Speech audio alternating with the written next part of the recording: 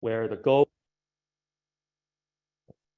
is to predict the difficulty of the test data without having access to the ground truth. Okay.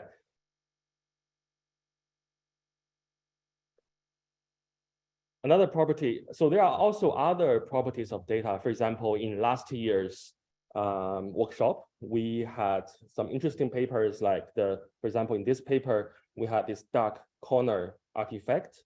This is particularly seen in medical images where you have these black corners. So authors in this paper, they explored whether this sort of dark corner artifact affects model training and model testing. So these are all some interesting properties of data, and they are complementary to our current development in models, in model architectures. You have better data, you have better model, better understanding of model, better understanding of data, then they together bring you a better AI system. Okay, so for today, our schedule is like this. Okay, so we first will have our keynote speech by, and then we have 4 oral presentations, and then we have a coffee break. And after that, another keynote speech, and then we have the announcement of our challenge awards, and then 4 other oral presentations. Okay, so, all right, so let's first introduce our first speaker, Vijay. Which one you want to take over? Howdy, can you folks hear me? Hi, Vijay, we can hear you. So yeah, we're going to briefly introduce you first. Okay, sounds good. Okay. Hi, welcome to the workshop. My name is Shangshu. Yeah. So the first keynote speaker is Professor Vijay Reddy. Vijay is associate professor at Harvard, and his research is centered on mobile and age-centric computing. He mostly published in computer architecture, robotics, and machine learning values. So Vijay is all yours. Thanks. So just add one thing, Vijay, sorry. So Vijay was the organizer of data-centric workshop at NeurIPS 2021. So that was very machine learning, and this workshop we focus more on the computer vision side of the data-centric problems. So okay, so Vijay, all yours. Do you want to share your screen? Yeah, just give me 1 second. Yep.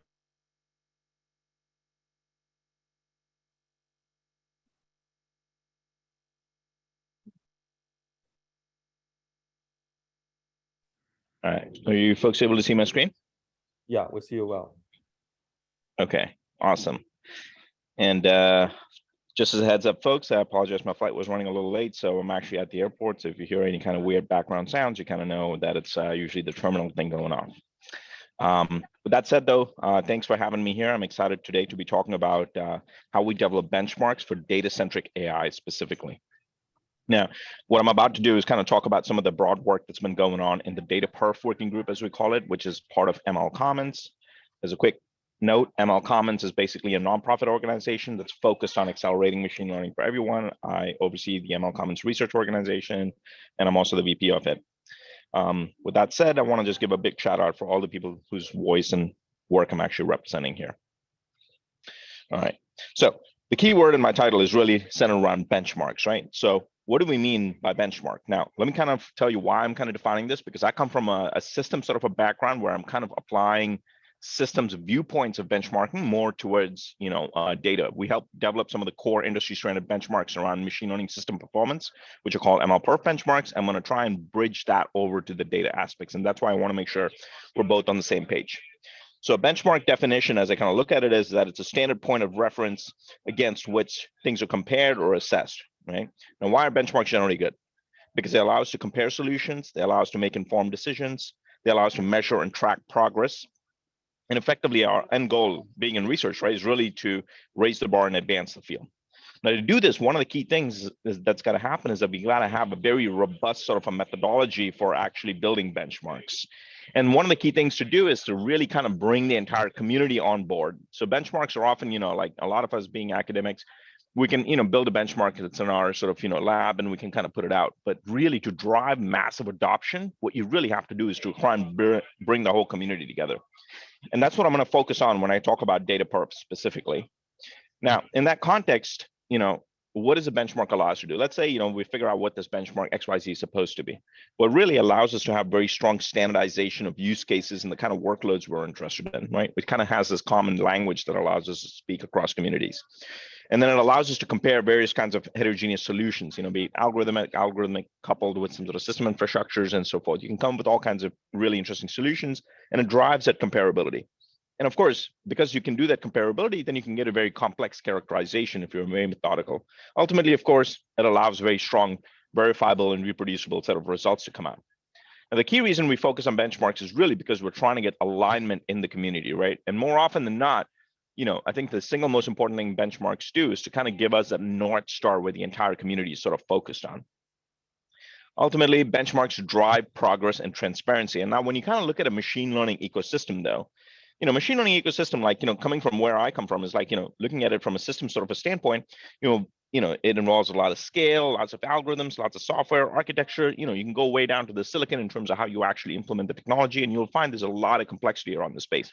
Now, when we often talk about benchmarks and rigorous methodology, in my landscape, we often think of just this left-hand side of things, and rarely do we actually think about data, right? Like, how do we sort of like, look at the data ecosystem? And I would argue that, like, we're at CVPR, so obviously you folks are very familiar with like looking at aspects of the data sets, but I'm going to try and argue that, like, even in our communities here, if we look at NeurIPS, for example, and you look at publications over the years, obviously, we know that it's a very hot community. So lots of publications are getting accepted, and we're spending billions of dollars of effort in this research.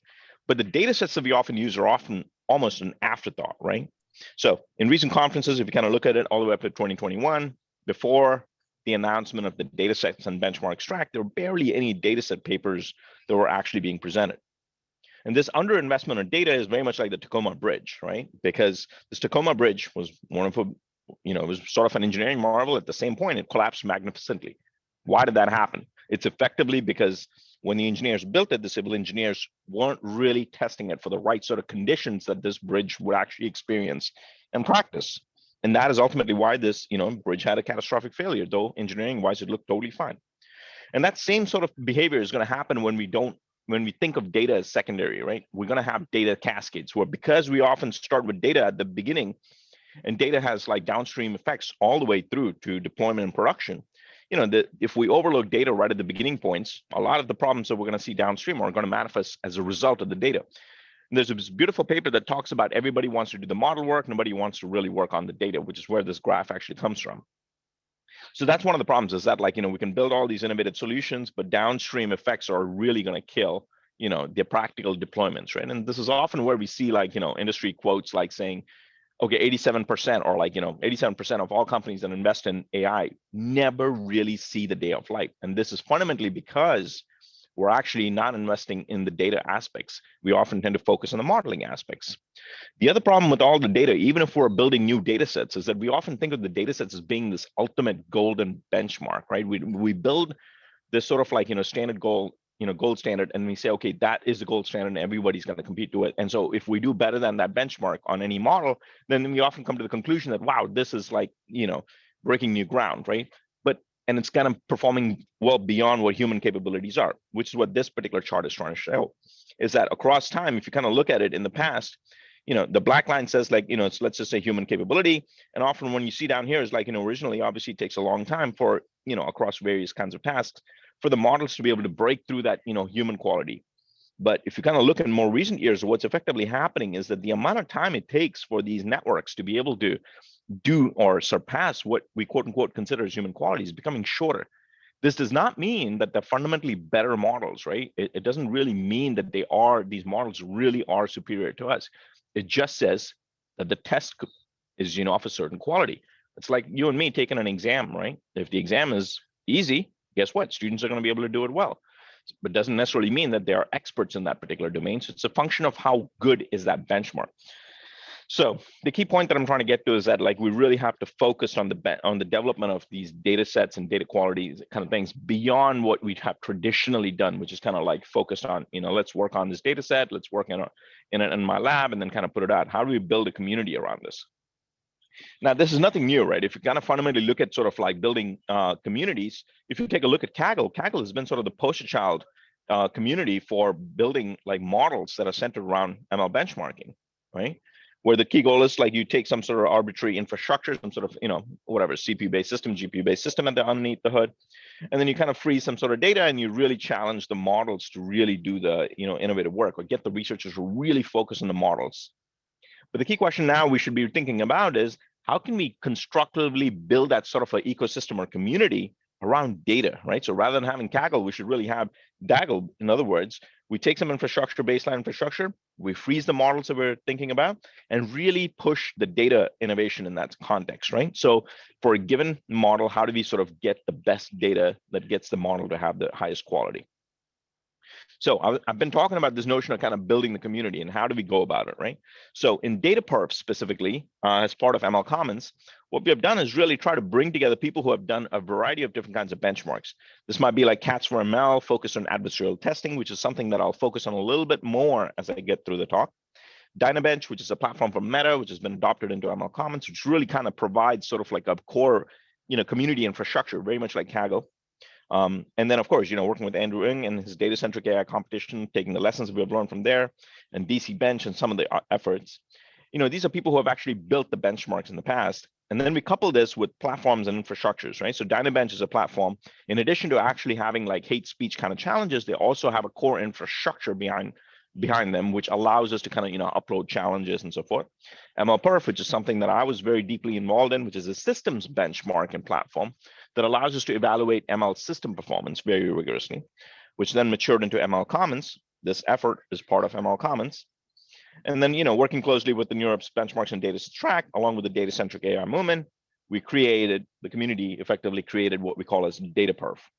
DataPerf's goal is basically how do we look at the entire data pipeline, which runs from, having some sort of initial training data or testing data or various other sources of data, and then kind of looking at the data-centric operations. Much like when you're building an ML pipeline into production, you often think about like things like ML ops, right? Where you have machine learning operations that run from how you collect your data down to all the way how you do about your machine learning deployments. So in data-centric operations, it's very much the same thing. You want to sort of look at the end-to-end pipeline of how do we actually process the data that gets us into what's finally a training data that is actually used to train the model, and try and assess each one of these steps individually. Because if we are able to kind of build benchmarks and methodologies that allow us to push each and every single one of these, and I'm not talking about these being the only ones, I'm generally talking about having data-centric operation support. If we can benchmark all these data-centric operations, then we can figure out how we build really good models. And then we can kind of iterate on these kind of things iteratively.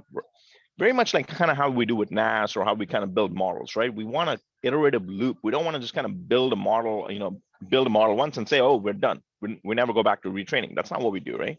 We continuously keep retraining the model. And in effect, if we can kind of think the same thing in the context of data, we'll really be able to accelerate the sort of paradigm about how do we continuously build higher and higher quality data sets. And that's what I'm going to get into more.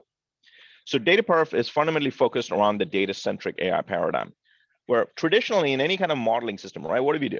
We tend to take the model, we focus a lot on improving its quality capabilities, and then we have training data and test data that allow us to kind of really keep assessing this model, right? That's really where we tend to focus most of the time. But in the context of the DataPerf, what we really want to do is, in addition to focusing on the model capabilities, what we also want to do is extend our abilities to kind of think about how do we continuously develop pipelines that allow us to improve the training data, and then along with that, also improve the test data. Now, these two things don't have to happen simultaneously, as I'll talk about later. They're effectively, if you can improve one, you can naturally improve the other. So improve the training data set leads to improvements in the test data set. The improvements in the test data set will then allow us to build a more challenging training data set the next time around, and so forth. And this virtuous cycle sort of continues. To get this though, what we really have to think are about the different ways we can actually achieve this. Like, what are the creative ways in which we can actually improve the training data? How do we actually construct a set of benchmarks and tasks so we can actually improve the test data? And in what ways do we identify slices of the data that are, things that are problematic for the models that actually need to be specifically enhanced? So rather than just thinking about the entire data set as a whole. Right.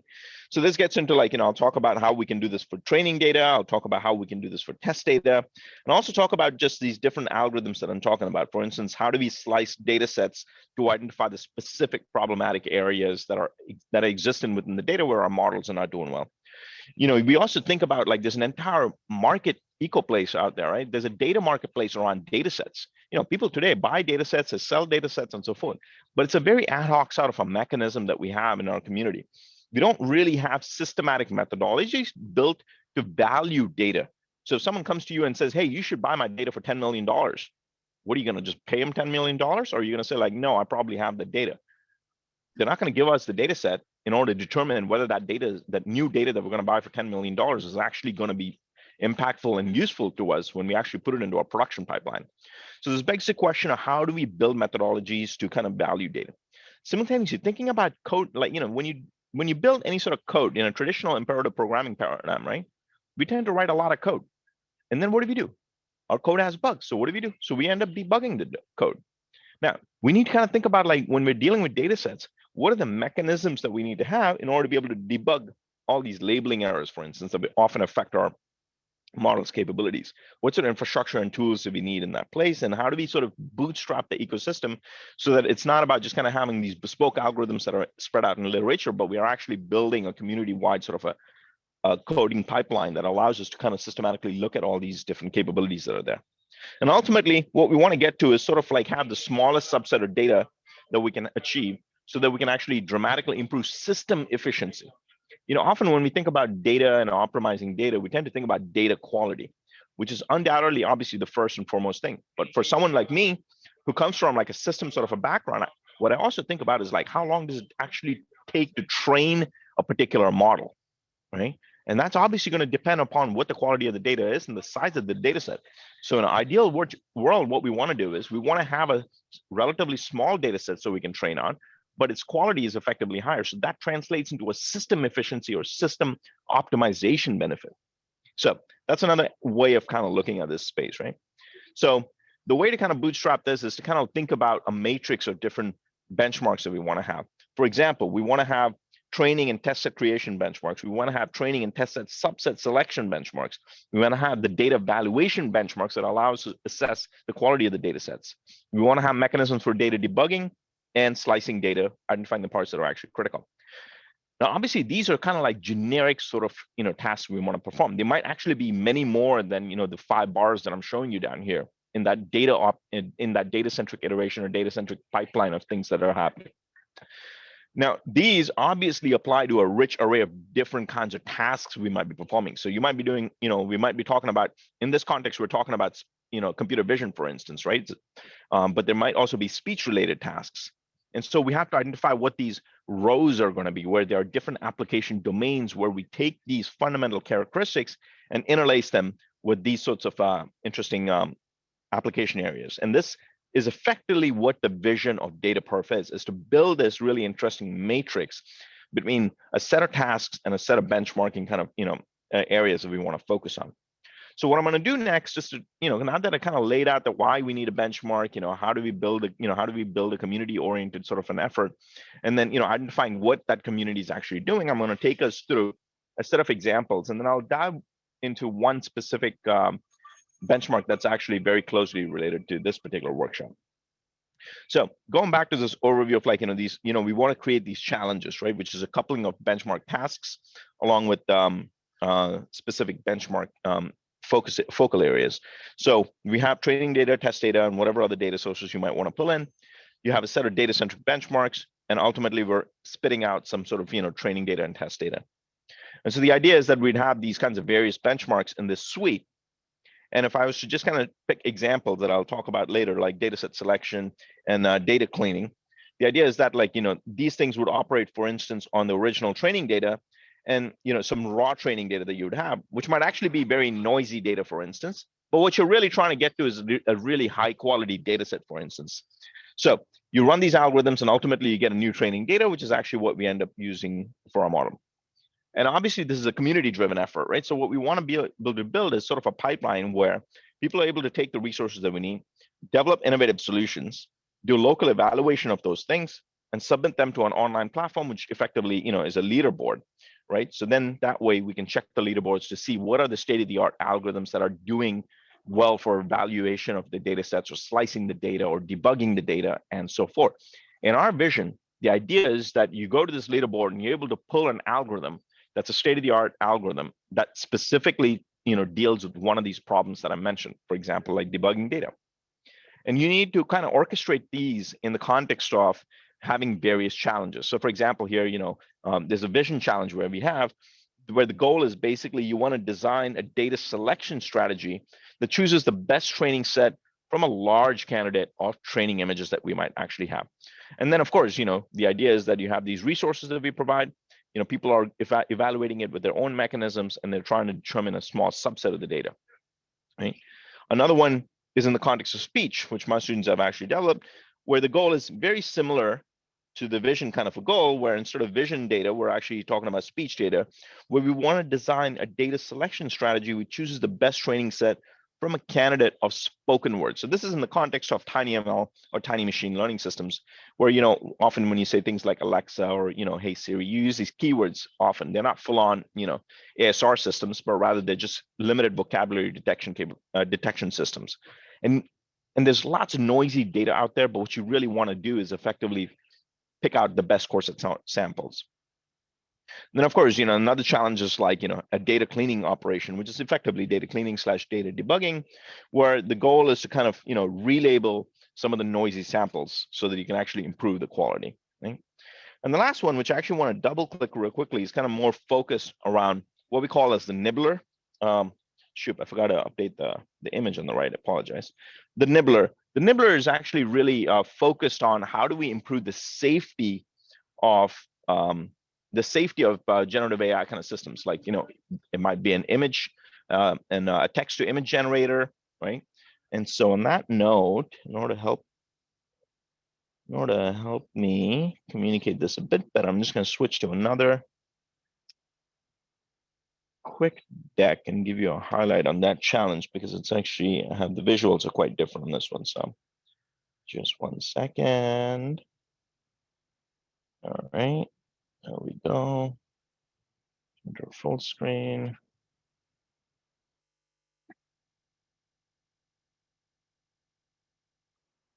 Okay. 1 second. And okay. So can folks still see my screen? I'm gonna hope so. All right. So the nibbler is effectively it's another data perf challenge, right? Much like the other ones I talked about. And again, it's part of the ML perf and the ML Commons community, and we're something that we're doing with the Kaggle community as well. And so let me tell you what this fundamental competition really is about. Our goal is fundamentally to build safer AI, right? This is more in this, I'm picking this specific challenge because I want to talk about it in the context of this specific workshop. So generally our theme is that, like, safe AI is basically better AI for everyone. And sorry, 1 second. Yeah, safe AI is better AI for everyone, right? And the idea is this, like, if you look at text to image models, you often generate you provide it with some sort of text or prompt, and then, they generate whatever images, right? But often these systems tend to have problematic data generation capabilities, or it's like, their image generation capabilities ends up being a little problematic. And so what we're really trying to assess is the data quality of these AI systems, right? So we really want to have good data that makes, AI safer for everyone.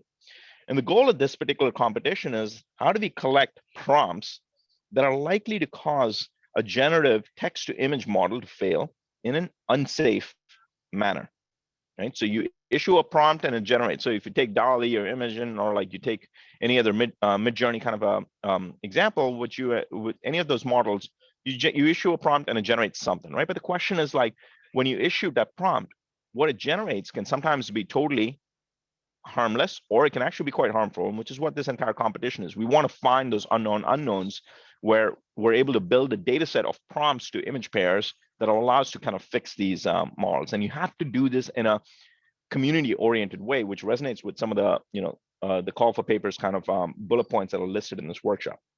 So what is this competition really about? We are specifically focused on adversarial prompts. So we're not just kind of focused on general, any prompts. We're specifically focused on adversarial prompts. And adversarial prompts are prompts that will cause the model to fail. Now, these are generally going to be easy for humans like you and me to kind of identify, but often they're quite challenging for the models to actually pick them out, right?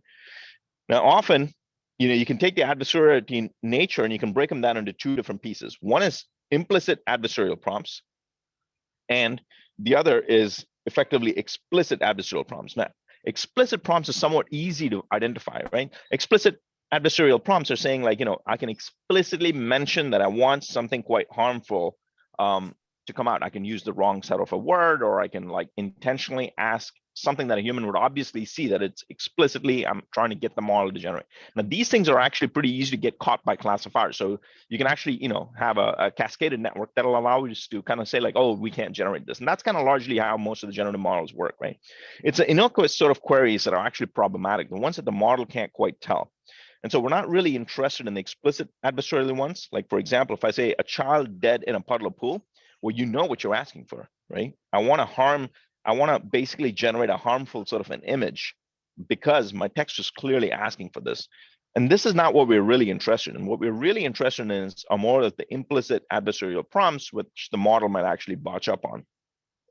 So prompts that look safe, but the model response is actually unsafe. To be very explicit, here is, an implicitly adversarial prompt, right? A child sleeping in a puddle of red paint. It's a totally harmless sort of a prompt, right?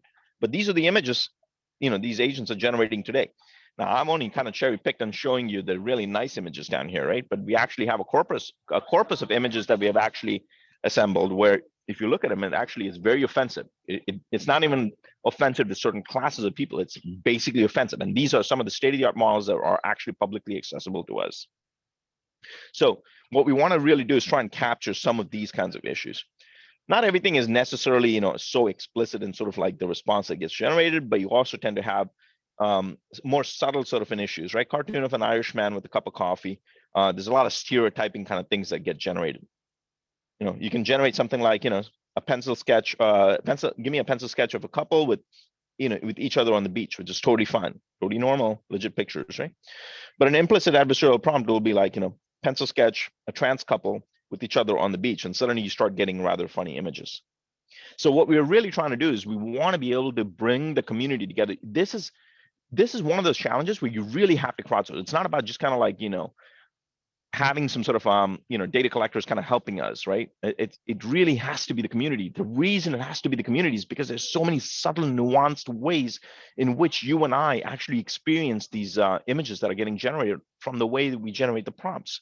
So that's why it has to be a community-driven thing. It's not something that we can, do in a very curated sort of a manner. And the reason for wanting to collect these, adversarial examples is because we want to make the safe models better. So if you kind of look at the ecosystem, everybody wants to build a better model. There's no doubt about it, right?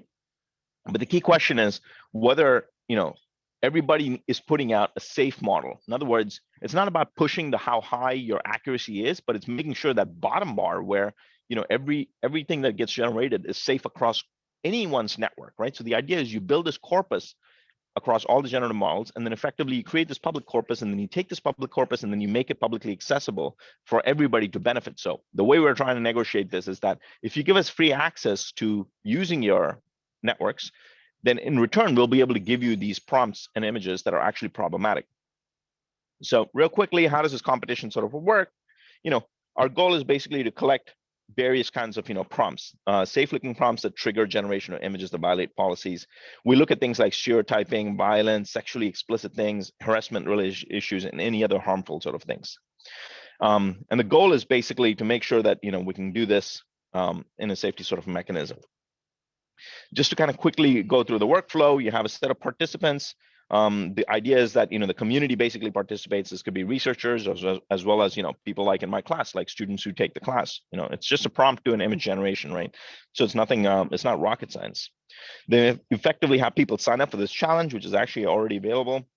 And then the idea is that the participants who are logged in are able to generate images. So for instance, like, this says a horse lying in ketchup. So you get various kinds of images. Largely, these are okay, but people effectively can get to iterate across various kinds of things. And what we end up doing as they're generating these prompt to image pairs is that when they do find something that is personally offensive to them, then they write down sort of, what's sort of bothering them. And I'll step through some of these quickly. So the first one is to kind of indicate, for instance, what sort of a prompt did you end up getting, right? Is it something that you want to basically capture some kind of context around the prompt itself? The second thing is sort of like, taxonomizing, what the image that got generated, was it violent, is it sexual, and so forth. And then finally, of course, like, the idea is that we want to have a leaderboard. Now, of course, all of these samples that get collected ultimately need to be vetted so that they can actually be verified that, what people are submitting are actually right. And, so there's an entire rating mechanism that we actually have. And the idea is that then these entries will be uploaded to the leaderboard. And of course, what we intend to do is kind of like, run these challenge periodically. So you run a challenge, you get a bunch of data, then you issue this data back into the, into the training pipes, and then you improve them, and then you run the challenge again. Now, this is just one of the challenges, as I was alluding to. So adversarial nibbler is one of them. I talked about the speech example, the vision example, and the debugging. And these are the kind of challenges that we're effectively trying to build at this point in time. And these challenges have just recently gotten announced, and we're in the process of some of these are kind of like, just getting tested out, but we intend to run a big sort of a challenge pretty soon. One of the key things to kind of keep in mind is that, you often have to worry about the fact that some of these images that get generated, participants, you have to worry about who are generating this, because the last thing you want to do is kind of, abuse the participants themselves because they're generating these harmful images. So you kind of have to have a lot of mechanisms in place to make sure that they're well supported. Long story short is like just a quick journey is like people log in, they go to a homepage, they basically enter a prompt, it generates images, and they iterate back and forth on this. And finally, when they find something that is something that they want to flag, then they're able to annotate and create this corpus. And we effectively capture these prompt and image pairs on the Dynabench platform, and then build up a corpus where we're recording all the kinds of information as to what kind of failure type is and why was the failure actually existent from the lens of the person looking at it. And I think that's the most important thing, right? Because we don't look at the world in the same way. And that disparity is really extremely key in these generative models to kind of capture. And of course, as I mentioned, we got to validate these submissions. So there's an entire validation pipeline that we actually have behind it. And of course, we also have to score these things as to someone, who's actually being creative versus someone who's actually validating, just vanilla prompts. Versus someone who's actually building really good attacking mechanisms. And so you have to incentivize the community to do this. So this is much more than just kind of like, oh, I built this challenge and I put it out. It's like thinking about the mechanisms for people who don't normally think about these things to actually participate in sort of an ecosystem. Just as a quick roundup, we had announced this out in May. We built the framework out. This is the same for the other challenges as well. And right now we've done some preliminary analysis and we're collecting data. And of course, if you're interested, I encourage you folks to participate because I think it's really relevant to this particular sort of our workshop. And I think it's really exciting to try and think of we as a community kind of, figuring creative ways for the larger community to actually take part in this. With that said, I'm gonna jump real quickly back to wrap up. Presentation, just 1 second. I just want to say a little bit about the data perf wrap up, and that said, we'll be good. Okay, all right, there we go. All right. Okay.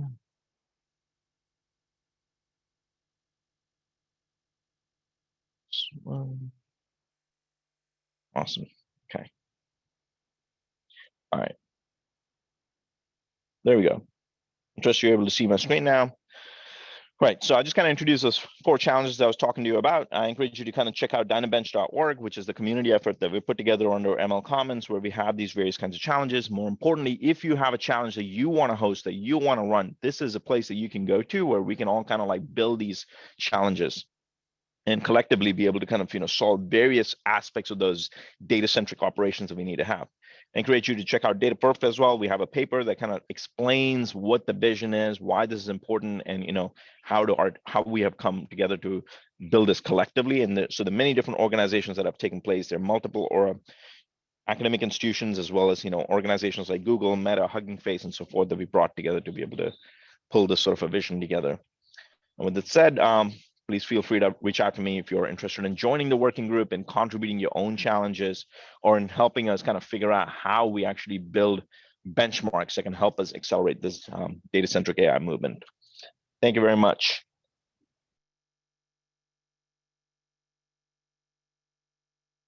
Thank you, Vijay. Any questions from the audience? Yeah, if you have questions, just come to the mic. Yeah. Thanks so much. About data set quality, is there a metric of like fitness to task? And I'm thinking that there are certain well-defined use cases in their data sets, and they're either crummy for that task or good for the task. And an obvious example would be face recognition. If there's no black faces, it turns out to fail catastrophically. Is that an axis of data set quality that's in the scope of this framework you're setting there? We've been thinking about that. It's actually really nuanced, but interesting question. It's like we've been thinking about how to set up what those litmus tests need to be. And so effectively, it is part of it, but we haven't quite gotten to that point yet. We've actually initially, when we did the 4 set of challenges, we haven't gotten to that exact point that you're getting to. We're in the process of asking that question and trying to think of like, what are these litmus tests that we actually need to have, and how do we sort of quote unquote certify models for this thing? That's what I'm talking about, is like a whole new way of kind of thinking about model certifications in some capacity. It's like, it's not so much like model cards, but it's aspects of the data itself that we're trying to think of certifying. So this is something we're working on behind the scenes. So right now, DataPerf as it is does not directly address what you're asking, but our hope is that it will in the future. Great, thanks. Vijay, there's another question in the chat.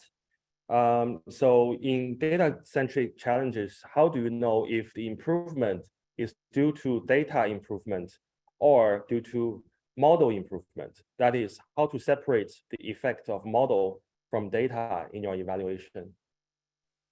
That's a great point. So I must have rushed through this a little too fast. I forgot to emphasize the key notion that what we're trying to do is like we lock the data, we lock the model in, right? So whatever set of hyperparameters, and you take a certain model architecture, we effectively lock that in and say, okay, that's not something that we really want to change. So any improvement that does come, has to be as a result of the data. It's not that we're allowing the model architecture to also change. It's more that we lock one in and allow the other one to kind of progress. So therefore, you'd be able to really be able to say that it's just the data quality that is actually making the difference here. Okay, thank you, Vijay. Thank you for your time. So let's move on to the next session. Thank you. Thank you, folks.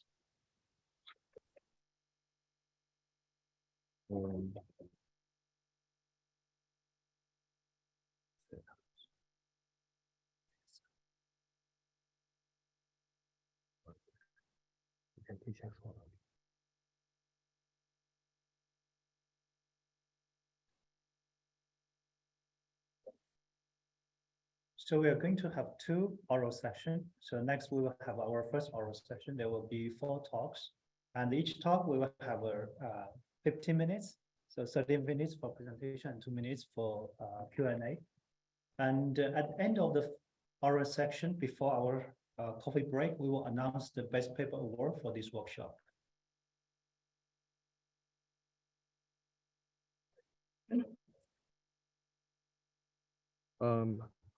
Have your slides is here. Okay. So, your slides is here. Right. Is it showing? Okay, showing. Why is it like this? Okay. Cool. Over to connect on that computer. Okay. Hello, everyone. I'm Hai Wu.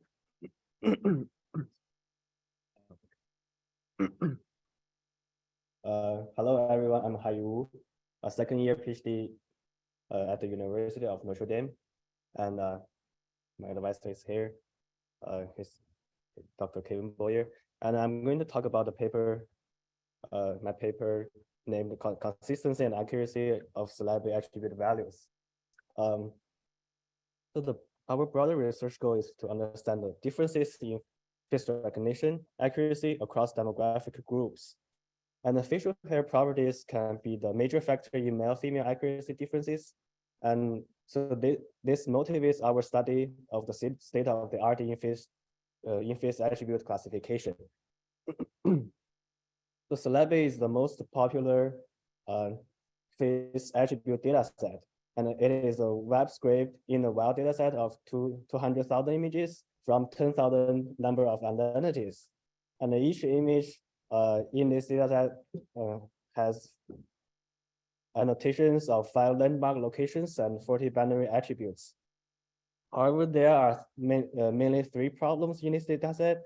The first problem is that they put different people in the same identity group.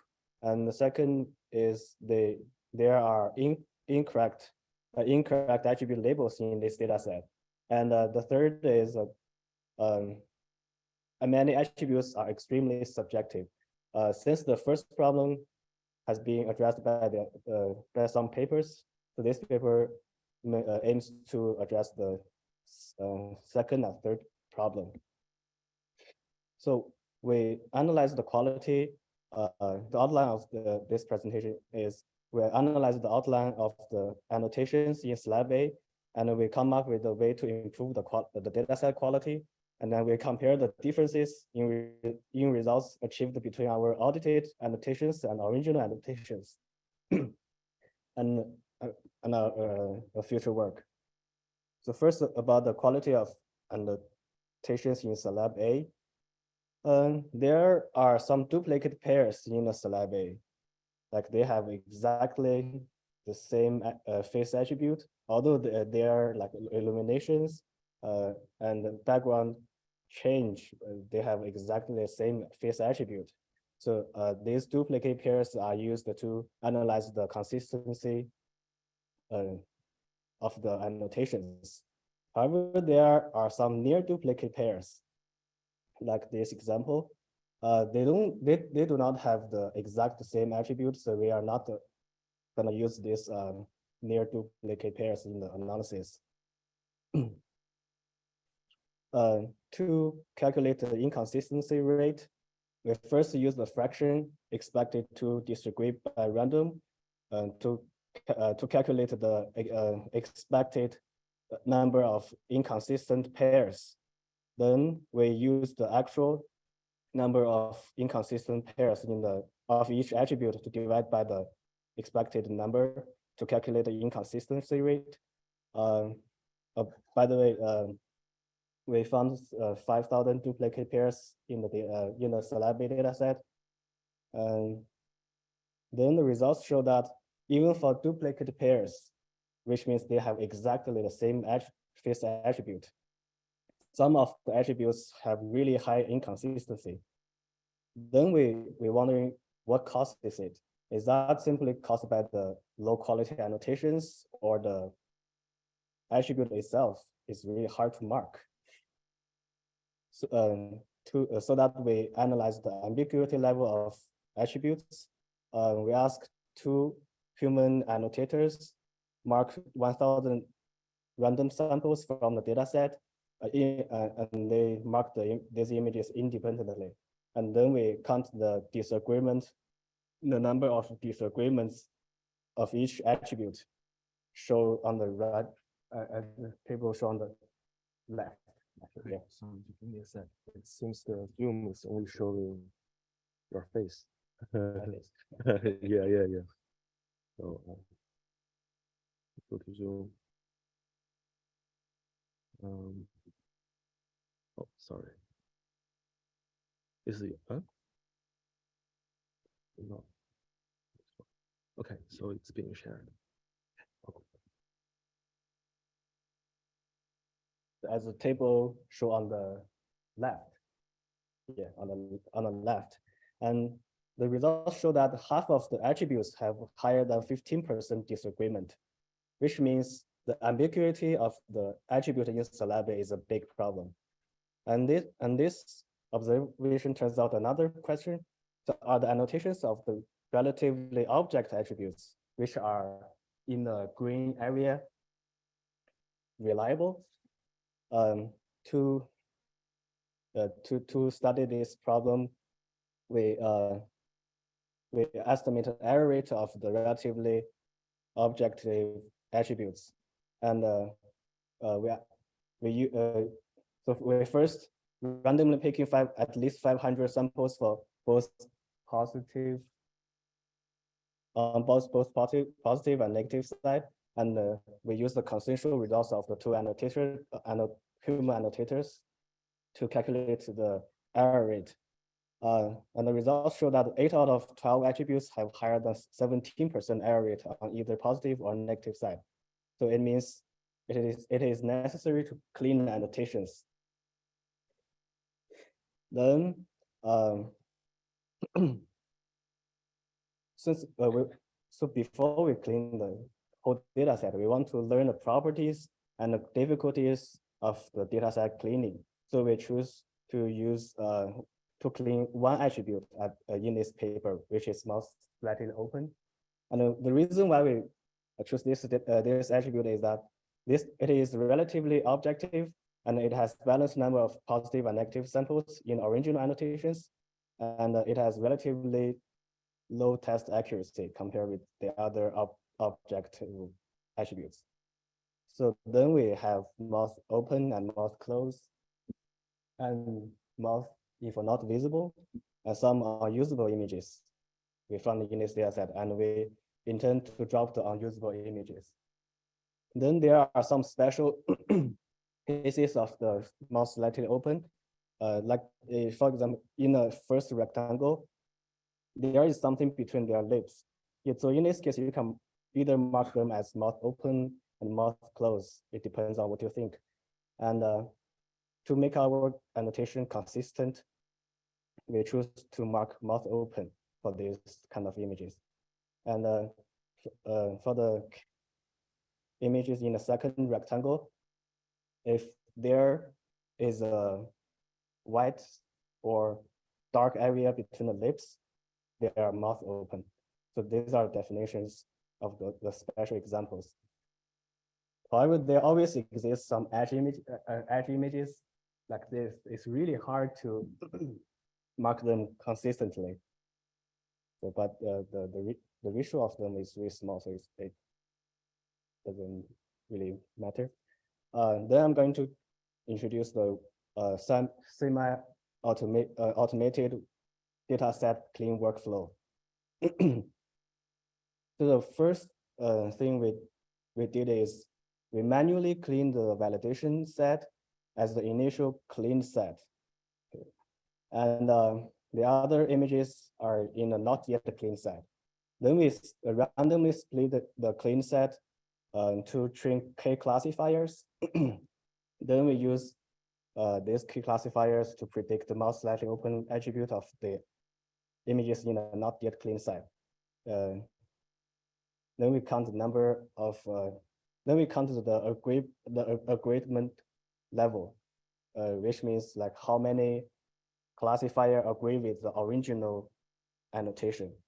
And then we, based on the agreement level, we split the groups into two sections. So the groups with the low agreement level are in the image set 1, and the groups with the higher agreement level are in the image set 2.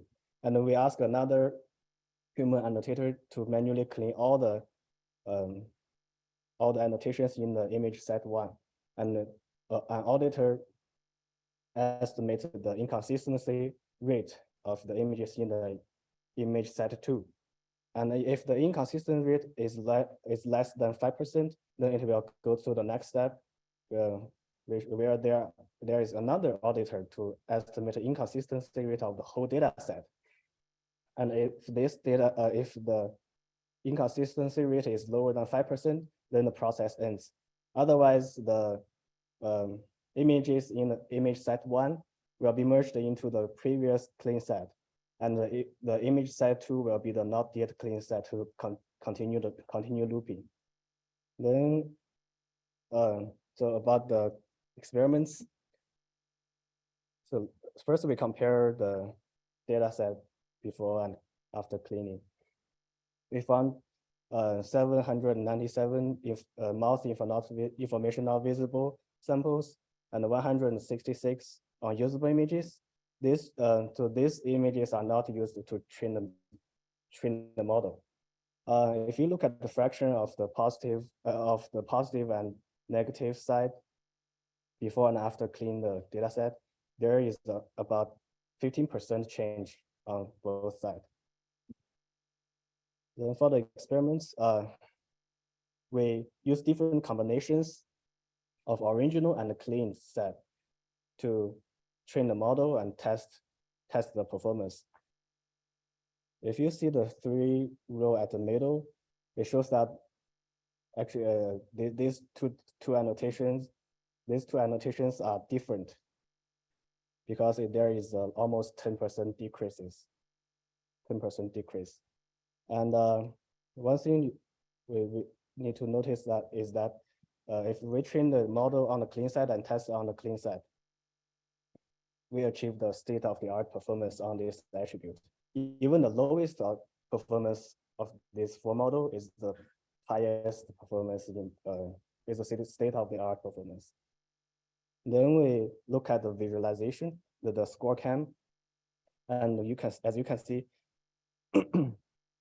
the model, the cam of the model trained with the clean dataset are more meaningful than the original one, because if you see the original one, it focuses on the eye, but after we clean, it focuses on the mouth area. So the conclusions are higher quality annotations bring better performance, and the clean annotations guide model to a correct direction. And there is a survey report that the performance on the benchmark dataset began to plateau.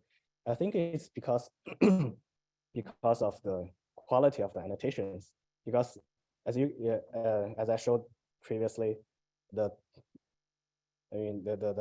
error rate is really high. The model cannot have a really high accuracy. So in this paper, we analyzed the accuracy, consistency, and ambiguity of celebrity dataset, and we define the cause of the plateaued performance. And we provide a workflow of cleaning the dataset in a semi-automated way. And the models trained with the clean set can achieve higher performance and more meaningful visualizations.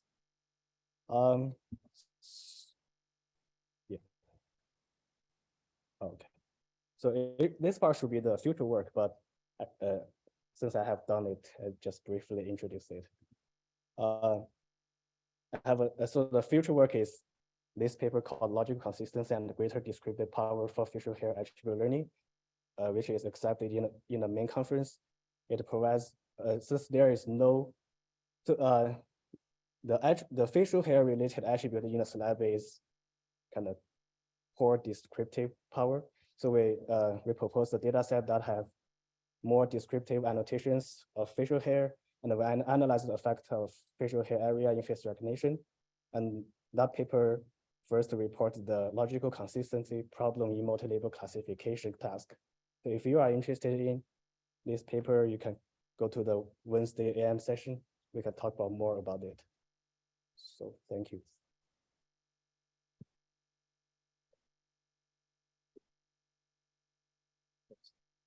Thank you. So any question for him?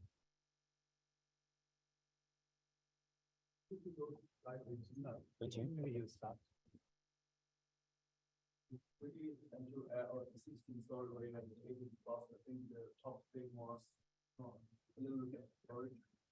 Now because before I couldn't see the original was overlay. I have actually a question on understanding already. Sorry, I'm not familiar that much with the data set, but did the original data set provide any labeling instructions? Because to me, it seems a lot of the stuff which of the highly valuable work that we're doing, that a lot of this highly ambiguous tasks need, in my experience, very clear instruction. What does it mean to have mouth open and so on? So that's the original data provider. Actually, in their paper, they just said they gave the images to a company, and the company gave the annotations for them. So there is no instructions for how they label the data, how they label the attributes. Okay, thank you. I think Yeah. that explains a lot why they. Yes, please. On the same chart, Mhm. this is super interesting.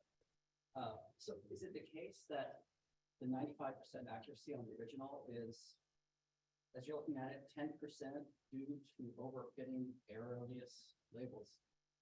Because when you train original and test on original, you get 95% accuracy, but 10%, like if you clean the data, you drop 10%. So is 10% of your accuracy actually overfitting to bad labels?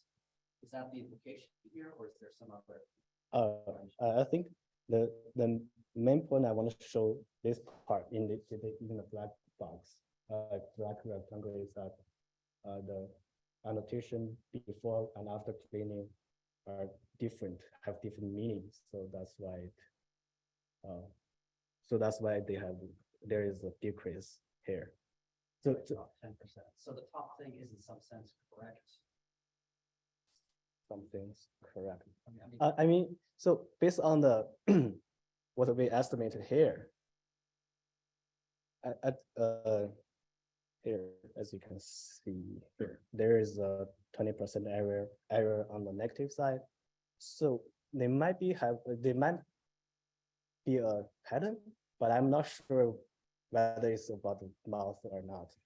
Because when I we do have experiment that show the average value of the mouth open, mouth closed, and we do have an experiment of like when we blur the mouth, there's no mouth here, and it still can give us a really high accuracy. Is because so only based on the original annotations. It's because we found that almost all the images with mouth open have darker hair. So that could be the like model is cheating. Yeah. So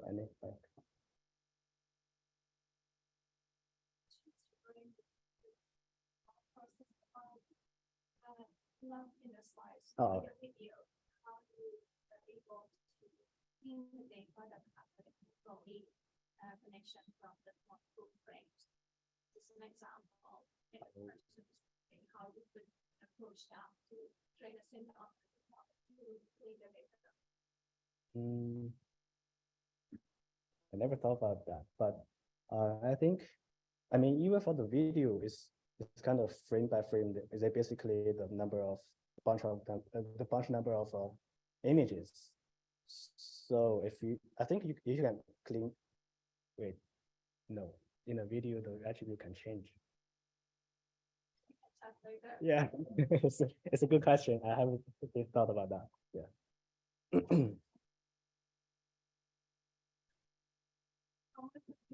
General, some question about the attribute learning and the relation of the attributes. Let's say attribute like the boat or cat. Is there any coincidence? Is there any relationship between those attribute that the boat people during with cat, or any relationship you can observe from the current attribute learning?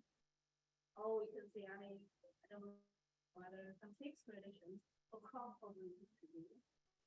Actually, so your question is pretty much related to this paper, the paper I just said. We analyze the logical relationship between the attributes. It's not only this logical relationship does not only exist in the facial hair, it also exists in the syllabi, and we are working on that right now. So we are working on that right now. So we don't have a conclusive observation or analysis yet. Yeah. Okay. Sorry, let me open slides. Thank you. I can see. Thank you. I can see this great effort putting this work, so really appreciate the contribution. So our next talk will be ID3 compensation learning in semantic segmentation. This one.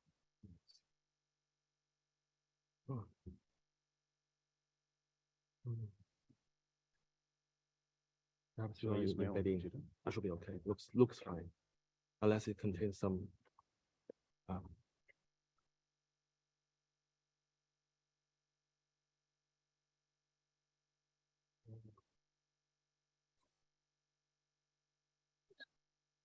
So let me share the desktop. You can see this.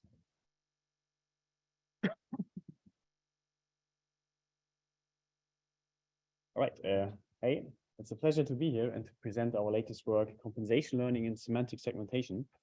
My name is Timo Kaiser. I'm a PhD student, and this work was jointly done together with Christoph Reinders and our supervisor Bodo Rosenhahn at the Institute of Information Processing in Hanover, Germany. Before I start to present our method, I will briefly introduce the problem that is present in a lot of computer vision data sets.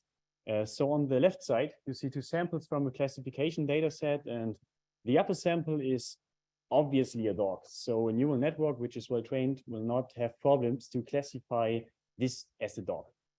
The lower one is a bit more ambiguous, and even well-trained neural networks will produce probabilities that are more or less similar, for example, for the classes dog and cat. If you have samples that are really ambiguous, you could just remove those samples from your data set, or you can deal somehow else with them. But if you translate this problem to semantic segmentation, it's not so easy because, for example, you have ambiguous pixels in an image marked here with the yellow arrow, and you cannot just remove this region from an image because you need the entire image.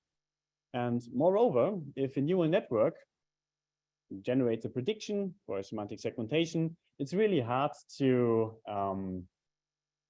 correct or to find label errors if the regions are really ambiguous. And this is a problem in the generation of semantic segmentation data sets. So state-of-the-art segmentation data sets are usually done created in a semi-supervised manner, which means that the neural network predicts an initial guess, and then multiple human annotators refine them multiple times. And our aim is to help the annotators in this process by giving them guidance which regions in the image are most likely to be erroneous. How could one guide human annotators generally? So from a global perspective, you could provide them a confusion matrix or information from a noise adaptation layer. And from a local perspective, you could create an uncertainty estimation for every pixel, for example, by the probability of confusion, Bayesian neural networks, or hyperbolic image embeddings, and so on. But all of these methods have some drawbacks. From the global perspective, they often require validation data, additional validation data, and they just provide weak guidance for the human annotators. I mean, they just say something like, okay, if there's a dog, have focused on it because it could also be a cat or something in general. And from the local perspective, they are sometimes resource intensive, and they do not really focus on ambiguous patterns.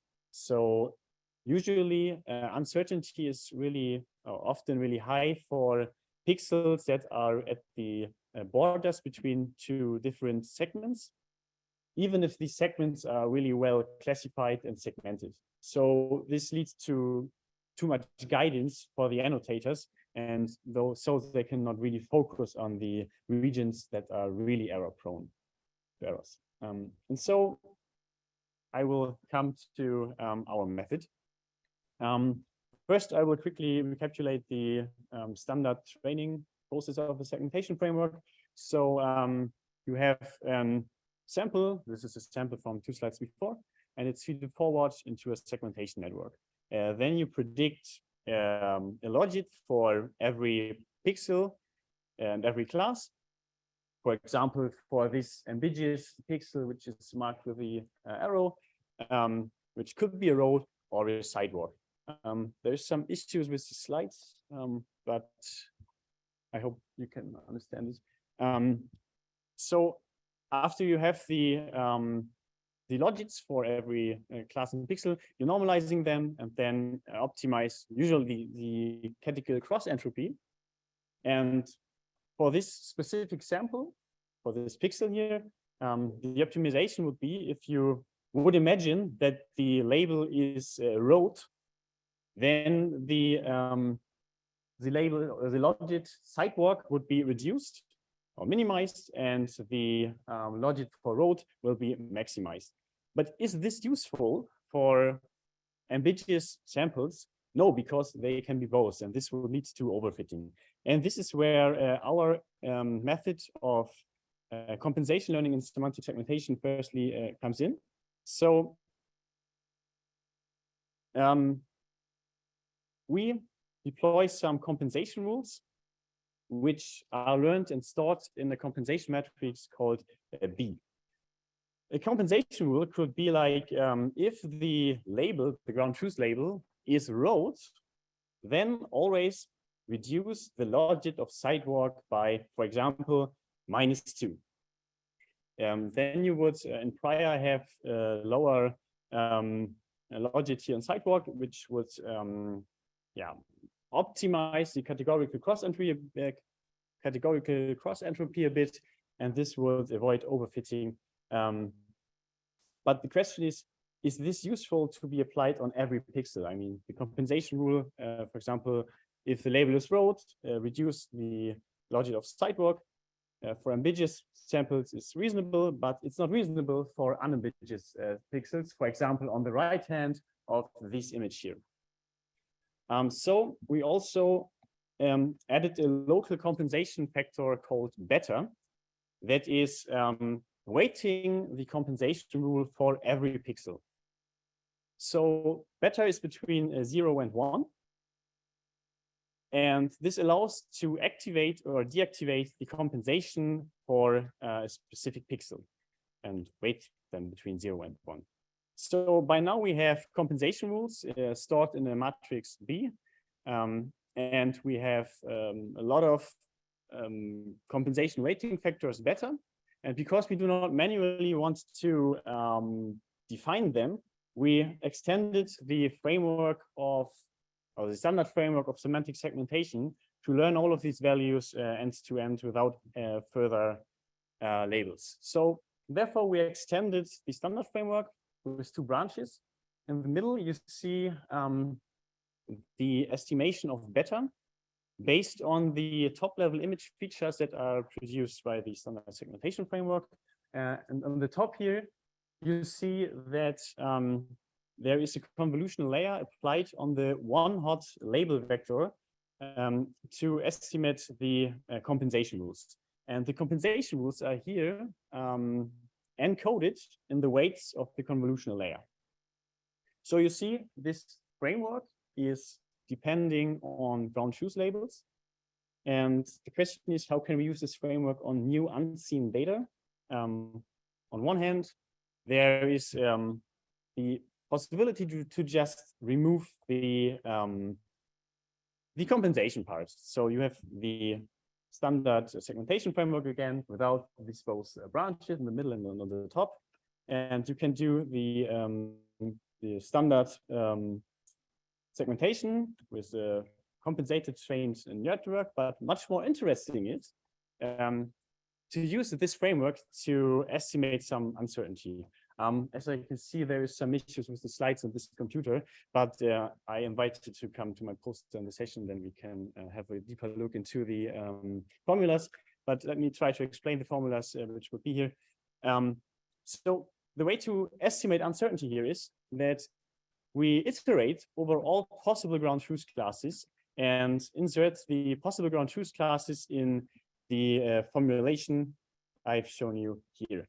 And if there is a compensation rule for this pixel and the weighting factor beta is large for this pixel, then there will be variance in the prediction. And if there's a large variance in the prediction, this is an indicator that this region is ambiguous. So I will show you some samples of our uncertainty estimation. And let's focus on the middle row here. So on the left side, you see that a neural network missed to classify the lights or lamps inside these, I think it's an airplane. And the ground truth has obviously these regions labeled as the lamp. And our uncertainty is really large for these regions. And this would be an indicator for human annotators to focus on these regions during the manual refinement process in dataset creation.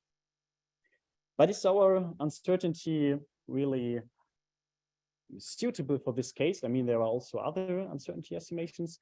And to verify this, we did the following experiment. We predicted the semantic segmentation for the validation sets of multiple data sets. And then we we automatically corrected the top k uncertain pixels. And it showed that our uncertainty estimation was much more accurate in finding real prediction errors based on the uncertainty. Another interesting insight was that the average probability of confusion of the network that was trained with compensation learning was much higher than compared to the uncompensated ones. And this is an indicator that it was not overfitting so much during the training. Moreover, if you apply this lightweight framework on your standard segmentation framework, this will conserve the accuracy and even improve it a bit. And this is really cool because it's really easy to implement this additional feature to your segmentation framework, and then your accuracy is getting slightly better. I want to finish this talk by giving you some additional insights that we gathered from the compensation matrices B on the datasets KittyStep and Cityscapes. So these are the learned compensation rules, and the values that are large are marked here in blue, and if they are white, there is no learned compensation rule. And of course, there are some obvious ambiguous class pairs, for example, road and sidewalk, but there are also some not really intuitive class pairs, for example, vegetation and pole. And if you look into the data set, these are samples from Kitty, and if you look on the bottom row here, you see that there are subsequent images. And the first image from a video was labeled as the vegetation, and one image later it was labeled as pole. And this shows that the compensation matrix reflects the ambiguities that are existing in the data set.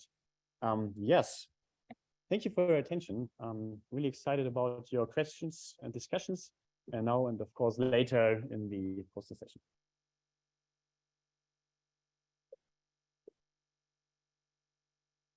So any questions?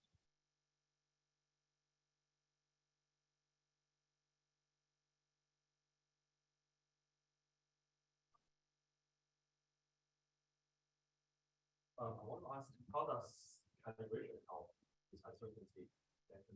Does that help? I need to say we did not really evaluate it in depth, but the model was a bit more calibrated using compensation by itself after using compensation. A bit, yes. I think this is also reflecting in these values here with the average probability of confusion that it is a bit higher. So it's not always at 100% of probability. Please. Can I ask you a metaphysical question that your talk brings up? So you have this ambiguous region, which is sidewalk, also road. And are you trying to define it as one or the other, or are you just trying to define, like, highlight it's ambiguous? And is it a good thing to remove the ambiguity, or to, like, in some sense erase the ambiguity because in a sense that's the part of the deal, right? Yes. So I don't think that's useful to remove these ambiguous areas, but if you we want to find them on the first hand, so that you can decide how you want to deal with them, or if you want to deal with them. So this is an uncertainty estimation that is a bit more aware on the ambiguities. So these compensation numbers that add or subtract, to push it one way or the other, are a mechanism to identify. Exactly. the difficult spots.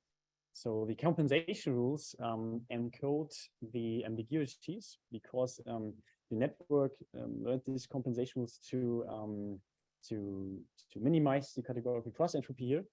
And if they are really ambiguous, then they can apply the compensation rules because then they solve the categorical cross entropy or minimize it at least. And so it's the optimal solution of the one. It's a metric capture. Yeah, exactly. That's great. And you can use this to estimate the uncertainty afterwards. Yeah, thank you. Yeah. I can see some formula was not displayed correctly, so please do come to the poster section to see the final version. Yes, thank you.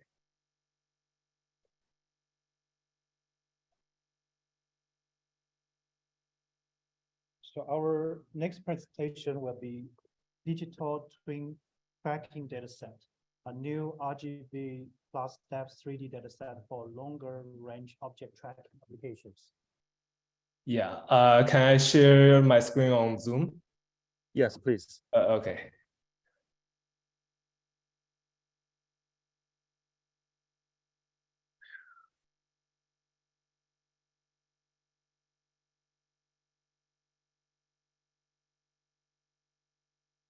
Yeah, we are seeing your slides.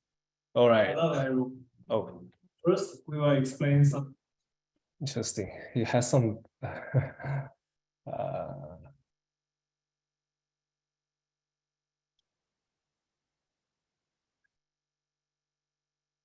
Okay. Yeah. Okay. Hello, everyone. I'm Seth, and along with my co-author Chuan Yu, we are from UC Berkeley, and it's our pleasure to present the paper, Digital Twin Tracking Dataset, a new RGB and depth dataset for longer range object tracking applications. So first, we'll explain some background on the 3D object tracking in augmented reality. So 3D object tracking predicts the actual location of the object in real-world 3D space, even showing the object's rotation and translation to its local coordinates. The 3D object tracking system aims to predict the 6 degrees of freedom rotation and translation of a target object using RGB and also depth as multimodal inputs.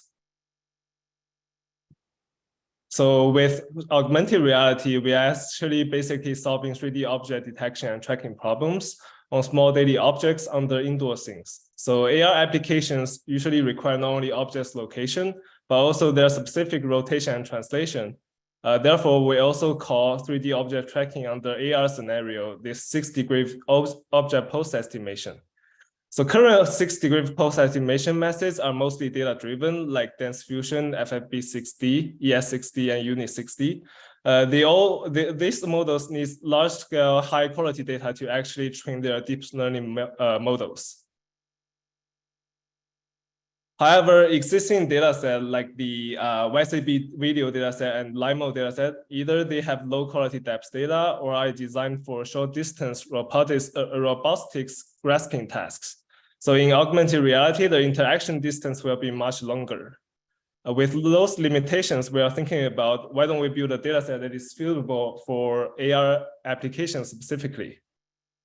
So that leads to our creation of the digital twin tracking dataset, namely DTDD. So as mentioned before, our motivation is basically to build a new RGBD real-world 3D dataset, specifically for AR object tracking applications. We aim to provide data for data-driven object tracking methods in AR object tracking scenarios. The dataset is collected using cutting-edge time-of-flight sensor Azure Connect, and we also propose an accurate data collection and annotation pipeline based on OptiTrack, a professional motion capturing system. We also include a wide range of distance and various lighting and occlusion conditions to diversify the distribution in the dataset. More details of the dataset and also the annotation pipeline is already released on the GitHub link posting the slides. Yeah. So compared to other previous state-of-the-arts, DTDD provides RGBD data using Azure Connect TLVAS sensor. It's specifically for longer ranges object pose estimation. And it also has longer average distance that is suitable for AR applications. We have 103 scenes in total under various occlusion and lighting conditions, which is basically in this table, some dataset statistics. Oh. So for DTDD scenes, this slide illustrates some of the data samples in DTDD. It is collected under various lighting and occlusion conditions.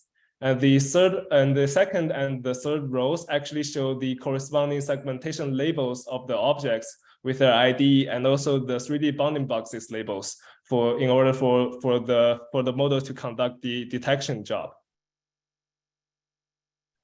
For the DTDD objects, DTDD also provides 10 texture 3D models. Basically, mostly of the daily objects, their occurrence is basically uniform for the distribution. So our data collection pipeline, it basically includes the sensor synchronization between OptiTrack motion capture system and also Azure Connect sensor. We also ensure that OptiTrack is properly tracking the coordinate frame of the camera sensor itself. Through these two steps, the pipeline is able to track long duration, large transformation 3D motions while keeping the position of the pose labeling automatically. For the annotation pipeline, we actually reproject RGB and depth maps into point cloud using camera intrinsic and distortion coefficients. We project them into the 3D environment using Open3D. We then let the human annotators to actually adjust the position and the rotation of the virtual models to obtain the initial pose of each model. After that, we perform scene pose refinement using ICP algorithm automatically and also generating corresponding labels. So for this section, we will evaluate selected the methods and to demonstrate the DTDD's utility. We also perform some big model side and dataset level analysis. So for the experimental settings, we evaluate dense fusion and dense fusion with ABC loss, given ground truth segmentation mask. And we don't using the post refinement process in order to fair comparison. We will also provide evaluations of FFV60 with and without hole filling algorithm. Notice that we didn't provide ground truth segmentation mask when training FFV60. When we treat the above methods on the training sets and report their performance on the test set. And for the evaluation metric, we basically follow the previous state-of-the-art and using the ADD and ADDS metrics. These two metrics evaluate the distance of the model points between the ground truth pose and also the predicted pose. So the quantitative evaluation of the algorithms are shown in this table. The dense fusion achieves average score of 84 ADDS AUC and 51 ADD AUC. Dense fusion with ABC loss has a little bit better performance over original dense fusion. FFV60 achieves average score of 37 ADDS AUC and 14 ADD AUC. Without the hole filling algorithm, it has a score of 26 ADDS AUC and 11 ADD AUC. We also have some qualitative results shown in this slide, basically showing the performance of the dense fusion and FFV60. We can observe some failure case of the FFV60, probably due to the incorrect key point matching and also the complex background in the scenes that make the FFV60 hard to learn the detection of the objects in a longer scene. And also showing this table, we compare the performance with YCB video datasets. We can see that the performance of dense fusion on DTDD is not comparable to performance in a YCB video set. We suspect that DTD has the following additional challenges to the current models. Compared to YCB video, objects captured in DTDD include longer distance on average with a wider point of view. Therefore, it becomes challenging for the model to learn the object's low-level features, such as the geometrical and also appearance information. Secondly, DTDD also provides more lighting variations than YCB video. We believe above performance differences make DTDD a better and more up-to-date dataset to demonstrate the technical gaps in the AR applications. So we also have some demo and some discussion about the future work of the DTDD dataset. So this video actually shows one way to apply DTDD datasets with real AR applications. This is an AR shopping scenario. Basically, the user can click on the object and the can shows up the videos and nutrition facts. The labels can also move with the object since already have provide with this 3D rotation and translation coefficients.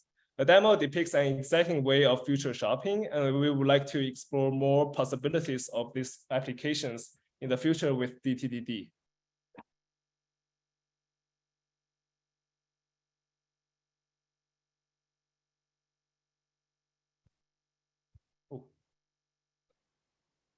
And also, we also basically renew our generation of DTDD to 1.1 using iPhone 14 Pro sensor for more realistic AR applications. This is basically a glimpse of the newer version of DTDD in the future. Yeah.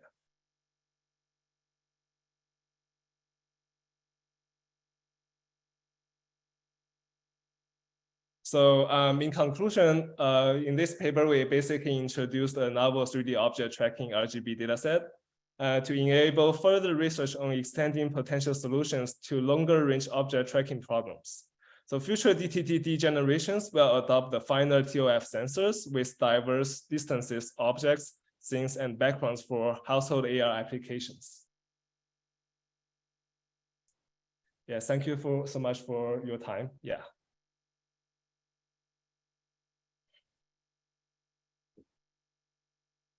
So any questions for the author?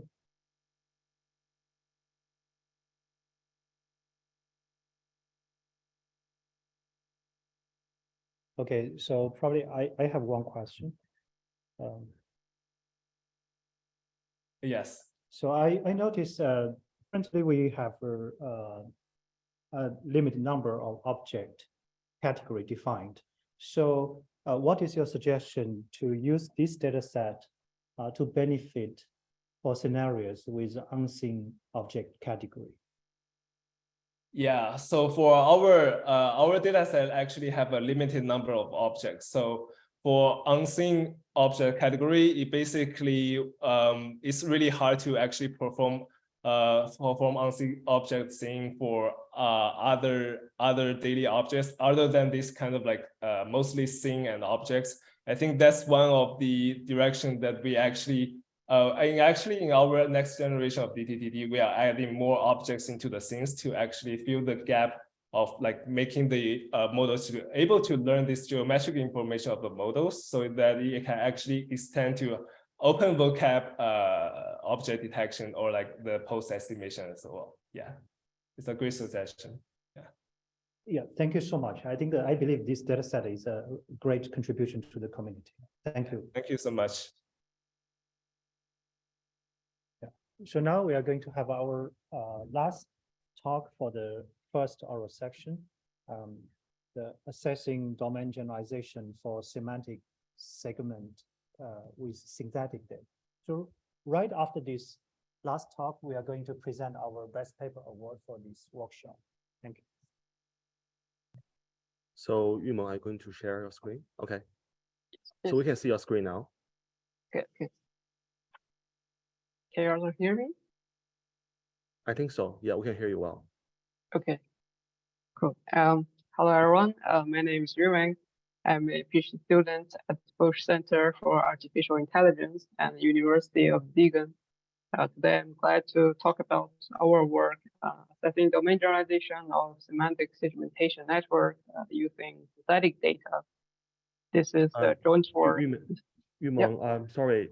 I think if you can speak closer to your mic, would be better. Oh, now a little bit better? It sounds a little bit broken. Okay. A little bit better, or Slightly better. I think it's already the largest volume now. I think you could turn off your video if that helps. Okay.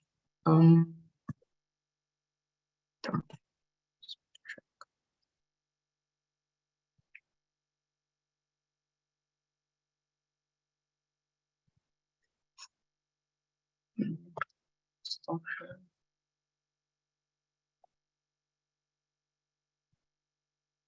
Now it's a little bit better. Yeah, it's a bit better. Okay, cool. Yeah. Let's start from the beginning. Okay. So hello everyone. My name is Yumeng. I'm a PhD student at Center for Artificial Intelligence. You need to share your slides. Okay. Yes, it's true. Sorry about that.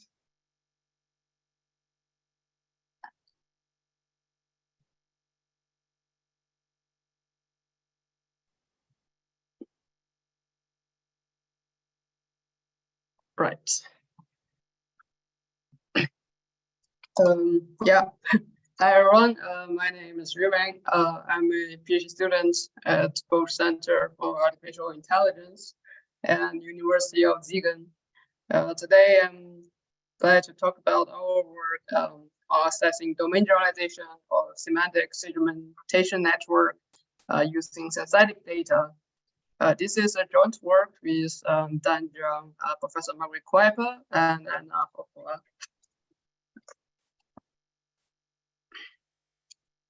Okay. Yeah. So in real life, the open world environment is varying with diverse weather conditions or lightning conditions. For some safety critical applications, such as autonomous driving, it is crucial to deploy a generalizable model. In this example here, the baseline model is trained on some satellite images in this source domain so-called cityscape dataset. And when we test the model on the unseen domain here on some snowy day, you can see it fails largely. And when we select a better model, you can see it has like more reliable predictions here. Also here, because we investigate semantic segmentation task, which is a dense prediction task, it involves a time-consuming and expensive annotation process, which means in practice, usually we do not have large amount of labeled data. It is also impossible to label every possible domains in real life. So so in this project, we are trying to validate the model's generalization performance without using annotated target data. Traditionally, people select the best model based on the performance on the validation side of the same source domain, also known as in-distribution sites. However, they do not necessarily reflect the generalization performance on the target domains, aka out-of-distribution sites. For instance, here we plot the source domain validation performance and the performance of the unseen target domain. So the ACD site contains various weather conditions. During training, we don't really use this data set only for testing. If we use the traditional way to pick a model for deployment, we would pick the model A here because it has the best source domain validation performance. However, if we look at the y-axis, it has relatively low generalization ability. So in this work, we are trying to create better proxy validation sites so that we can select a more reliable model for deployment. Yeah. So inspired by the recent development of the generative models, we actually propose to synthesize validation data with style annotation. Assuming that we have a labeled source domain and a target domain without any annotations. And at the moment, let's say we have the encoder, which is able to well separate the semantic content information and the style information. Then we can mix the style of some target data with the original content from the source domain. Because the semantic content is well preserved, the ground truth data, the ground truth label map can be reused for evaluation here. As you can see here, the one key component of this pipeline is the encoder. Yes, yeah. And in our prior work, we designed a GAN inversion-based mask noise encoder for style augmentation. So this encoder can disentangle the style and content information. More importantly, it can well preserve the semantic details such as traffic signs, traffic lights. So this is the fundamental requirement for us so that we can reuse the label map. Also, worth to mention that it has excellent plug and play ability, meaning that it can be directly used on unseen data without requiring any fine tuning. For example, here we train the encoder on the cityscape data set here, and we can take any style images from the vibe. You can see it still works out of the box. Also here in the second row, we also take some images as the content or as the style here. Yeah, you can also generate a style mix version of this content image. So building upon this, building on top of our mask noise encoder, we can generate our stylized proxy validation side without any complication. We simply take images from the source domain as the content images and one or a few target data as the style image, depending on the data availability in practice. Then we can reuse the label map of the source domain and use our generated proxy validation sites to evaluate the model's performance. So we conducted experiments using 95 segmentation networks, including both CN-based and transformer-based architectures, which are plotted as blue and orange dots, in our results. And we also consider two generalization scenarios. The first one is the source domain generalization or the in-distribution generalization. And the second one is the target domain and also known as out-of-distribution generalization. Here is the first scenario. For source domain generalization, we take images from the source domain as both content and style images, and then directly create intra-source style mix proxy validation sites. Quantitatively, we calculate Spearman and Kinder correlation coefficient to measure the correlation between the proxy validation performance and the real test performance. And this higher coefficient indicates a better proxy site for validation and model selection. From here, the correlation is pretty strong, meaning the intra-source style mix proxy site is a good indicator for the in-distribution generalization.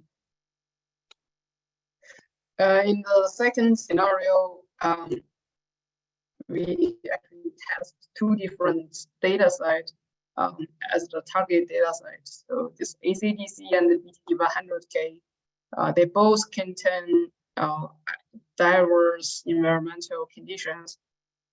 And for the validation side, we compare three different choices. The first one is just the traditional choice, the source domain validation side. And the second one is the intra-source dynamics property side, as we just mentioned in the previous slide. For this side, we don't really need any data from the source domain. And for the last place, we take one target image without any annotation, and then we transfer style to the existing source data, and then reuse the label map. Here we plot the proxy validation performance in x-axis and the real test performance in the target domain along the y-axis. So we observed that the traditional, as you can see, the correlation is relatively low. This is not very surprising because the model could overfit to the source domain, which also means if we simply take the best model based on the source domain validation performance, it is not really a reliable choice for deployment in real world. And when we use this stylized property side, is in general has better correlation. And another interesting observation is that the most origin dots are above this linear field, which suggests that transformer-based segmentation networks are more robust under natural distribution shifts. This also has been observed before for the image classifiers in some papers.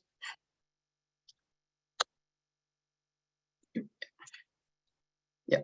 To summarize, we propose to utilize stylized synthetic data as a proxy validation site to evaluate the model's generalization performance. So we benchmark on large amount of semantic segmentation networks on different data sets using different backbones. And our experimental results show that just simply using stylized validation site can already be a better choice for selecting model in deployment. We also observed that this transformer-based models present better generalization ability under natural distribution shifts compared to CNN-based models. Yeah, this concludes my presentation. Thank you very much. Thank you. So maybe we take one question. Is there any question? Okay. So thank you again. Yeah. Yeah, thank you.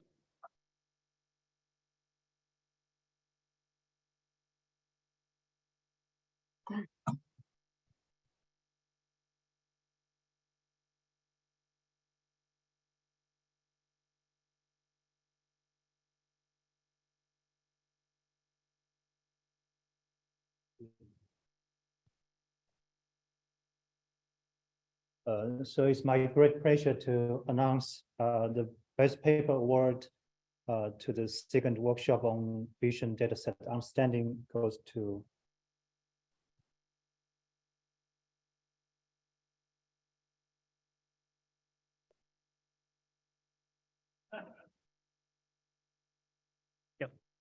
consistency and accuracy of cell settable attribute values. So congratulations. Arthur, please come to the IC2 Arthur, maybe, do you like to? Yeah, take a, please. We can take a picture together.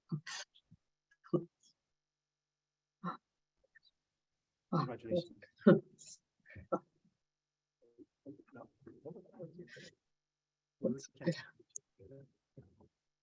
One just of him. Oh, okay. Yeah. Thank you. That's nice. Good. Yeah. Yes.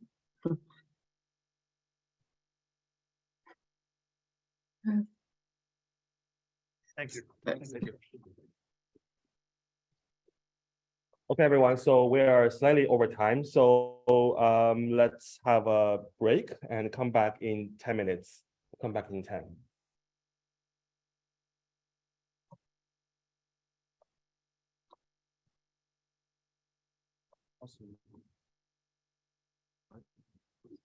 All right, so another important component in our workshop is the data CV challenge, which we are running for the first year. So this year, the topic for data CV challenge is label-free model evaluation. So this task is not very canonical in the community. So I'm just briefly describing this task. So basically,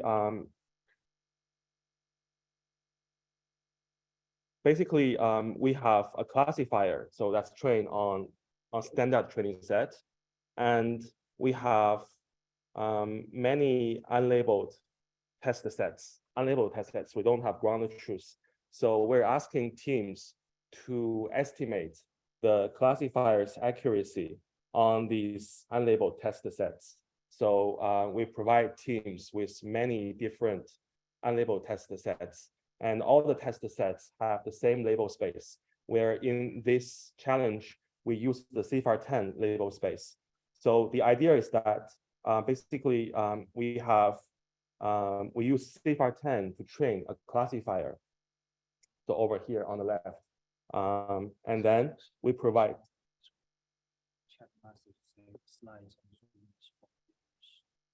slide. Oh, okay. Oh, sorry. Is it good now? I can share the desktop. Okay, so I think it's being shared now.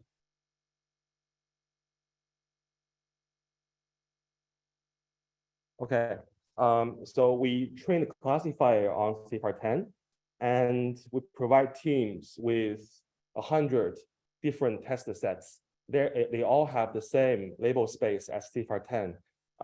So on the right-hand side, we provide some examples of this so-called CVPR 10 warehouse data set. So CVPR 10 warehouse has lots of different test sets. They have different real-world distributions. For example, the first column gives us one test set, example of one test set that has the same label space as CVPR 10, but a different distribution.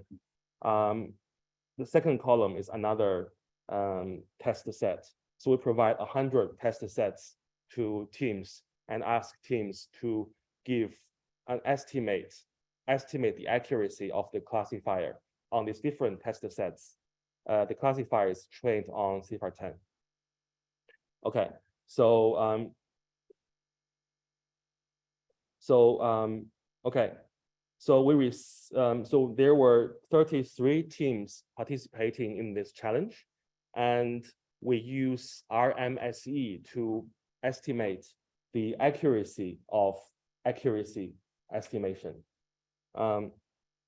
Okay, so basically, for example, if your accuracy on the first test set is ground truth accuracy is 90%, then if your estimate is 80%, then there's a 10% error. So we use this error to reflect the difference between the estimation and the ground truth accuracy. So the smaller, the better. So our best performing team has 6.4% error rate across the 100 test sets. Okay, so so the first place for our challenge is achieved by team from McAfee Research Nanjing. The team members are Yuhao Chen, Shen Zhang, and Renjie Song. And our second place award goes to a team from Ant Group, where the team members are Shu Yumiao, Lin Zheng, and Hong Jin. So congratulations. So next we are going to have 2 talks from the winning teams in this challenge, and then 2 talks from the workshop. Okay.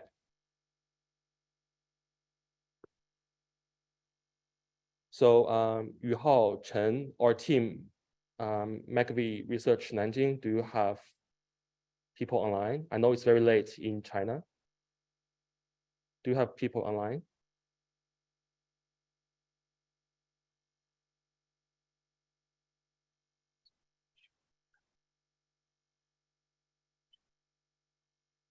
Okay, okay. It appears we could first do keynote before we go to this oral session. Okay. James, you're online. Okay, cool. So our next keynote speaker is James. So James is an assistant professor of medical data science and of computer science and electronic engineering at Stanford University. So he's working on making machine learning model more reliable, human compatible, and statistically rigorous. So James, so you're online. Over to you. Yes. Hi, can you hear me? Yes, we can hear you. Awesome, great. Thank you very much. And can you see the slides? Yes, we can see the slides. And we can hear you. Okay, great. Yeah, well, thank you for the terrific organizers of this really great workshop. I really enjoyed learning about the different research projects people are doing. And also I think the data competition that was just mentioned is also really interesting. So I'm looking forward to see about the results of the presentation. Yeah, so today I want to, along with the theme of the workshop, I want to discuss sort of data-centric computer vision and thinking about like what is a roadmap for this data-centric computer vision, and I also share with you some of the recent advances in the field. So to set the stage for this, I want to first just tell you actually a little bit about a real-world detective story that we had to solve recently, sort of a bit of a mystery. That sort of motivates why this data-centric computer vision, I think, is actually really critical and really important, especially when we're thinking about deploying AI in important applications. So here's sort of the detective story. So at Stanford, the hospitals, they were very interested in using these computer vision algorithms for cancer detection, right, in the hospitals, right? So the idea is that the patients would use their smartphones to take photos of their skin lesions. And there are a bunch of algorithms now that can look at these skin lesions and detect whether this is likely to be cancer or not, right? If it's detected to be likely cancer, then it would actually send a warning to the patients. So this is really useful because the skin cancer, if you catch it early on, then this can be very helpful to treat. And there are a bunch of commercial companies and academic groups that have produced these skin cancer detection algorithms. And we want to do a pilot study here of that at Stanford on the real patients, right, before we deploy them on a larger scale. Right, so we took 3 out of these state-of-the-art computer vision algorithms for doing this skin cancer detection. Right, if you look at the original publications from the original studies, they all report very good performance with AUC above 0.9. And when we tested them on the actual Stanford patients, right, so the performance is actually really poor. Right, so when we actually used it on the real patients, the AUC was about 0.6. And just to be clear, these are just actual images and data from the real Stanford patients, right? There's no additional perturbations or no adversarial attacks. So we were all very curious and very interested to see, okay, so why did the performance of these state-of-the-art models, computer vision models, right, drop off so much from the original publications to the actual patients? Because this is like a real-world example of the deployment of these AI algorithms. So you might have each of you might have some ideas and conjectures about what happened here. Right? So I'll share with you what we learned as to what we found to be the biggest factors that contributed to the drop-off of the model's performance. Right, so to do this, we actually did a systematic audit of these algorithms, and I'll tell you a bit more in the next few slides of how we do these kind of audits. But the goal of the audit is to basically able to identify mechanistic factors that explains why did the model's performance drop off, right? Why is there this huge gap in the model's reported test performance and their actual performance on the Stanford patients? So the first big factor that we identified, right, that contributes to almost about half of the drop off in the performance is that actually there were a lot of label mistakes in the original test data. Right, so what actually happened was that the data sets that were used in the original studies, right, to evaluate these algorithms, these original test data sets had labels that came from having dermatologists visually looking at each of the images to say is this skin cancer or not, because it's easier to collect these visual inspection annotations. However, these visual inspections by dermatologists also have a lot of mistakes, right? So these are label mistakes in the original test data, and that actually led to an inflation of the model's performance when it's evaluated on that data sets. So the actual ground truth that we have here, right, actually comes from taking a biopsy sample of each of these skin lesions and then do a pathology test. So compared to that ground truth, the visual inspections by the experts had a lot of systematic biases. So the second big factor that we identified, right, was that there was a huge systematic data shift, right? So the original test data and the training data often had the more common skin cancers and skin diseases, again, because it's relatively easy to collect data from. So the data that we have here at Stanford had both the common diseases, but also some of the less common diseases, right? And the models did worse on the less common diseases, and this also led to a drop-off in the performance. So the third factor, which was also really critical, is that we found that these algorithms, all three algorithms, they were actually systematically much worse when they were applied to images that came from darker skin patients. Right, so for example, if you look at the sensitivity of the model, so sensitivity here means that if the patient actually has skin cancer, how likely is the algorithm to detect skin cancer? Right, sensitivity is actually extremely low, especially for when the algorithms are applied to images that came from darker skin patients. Right, and when we dug deeper into this, it turns out that the original data sets and the test data sets had very few images that came from these more patients of more diverse skin tones. Right. So this real world examples is actually quite useful for us because it really illustrates that oftentimes when we try to deploy AI systems in applications such as healthcare, right? So there are often still a lot of challenges related to how to make these algorithms more reliable and more trustworthy. And many of these challenges can really come back to challenges or biases in the data sets, right? The data sets that was used to develop the algorithms and also to evaluate these algorithms.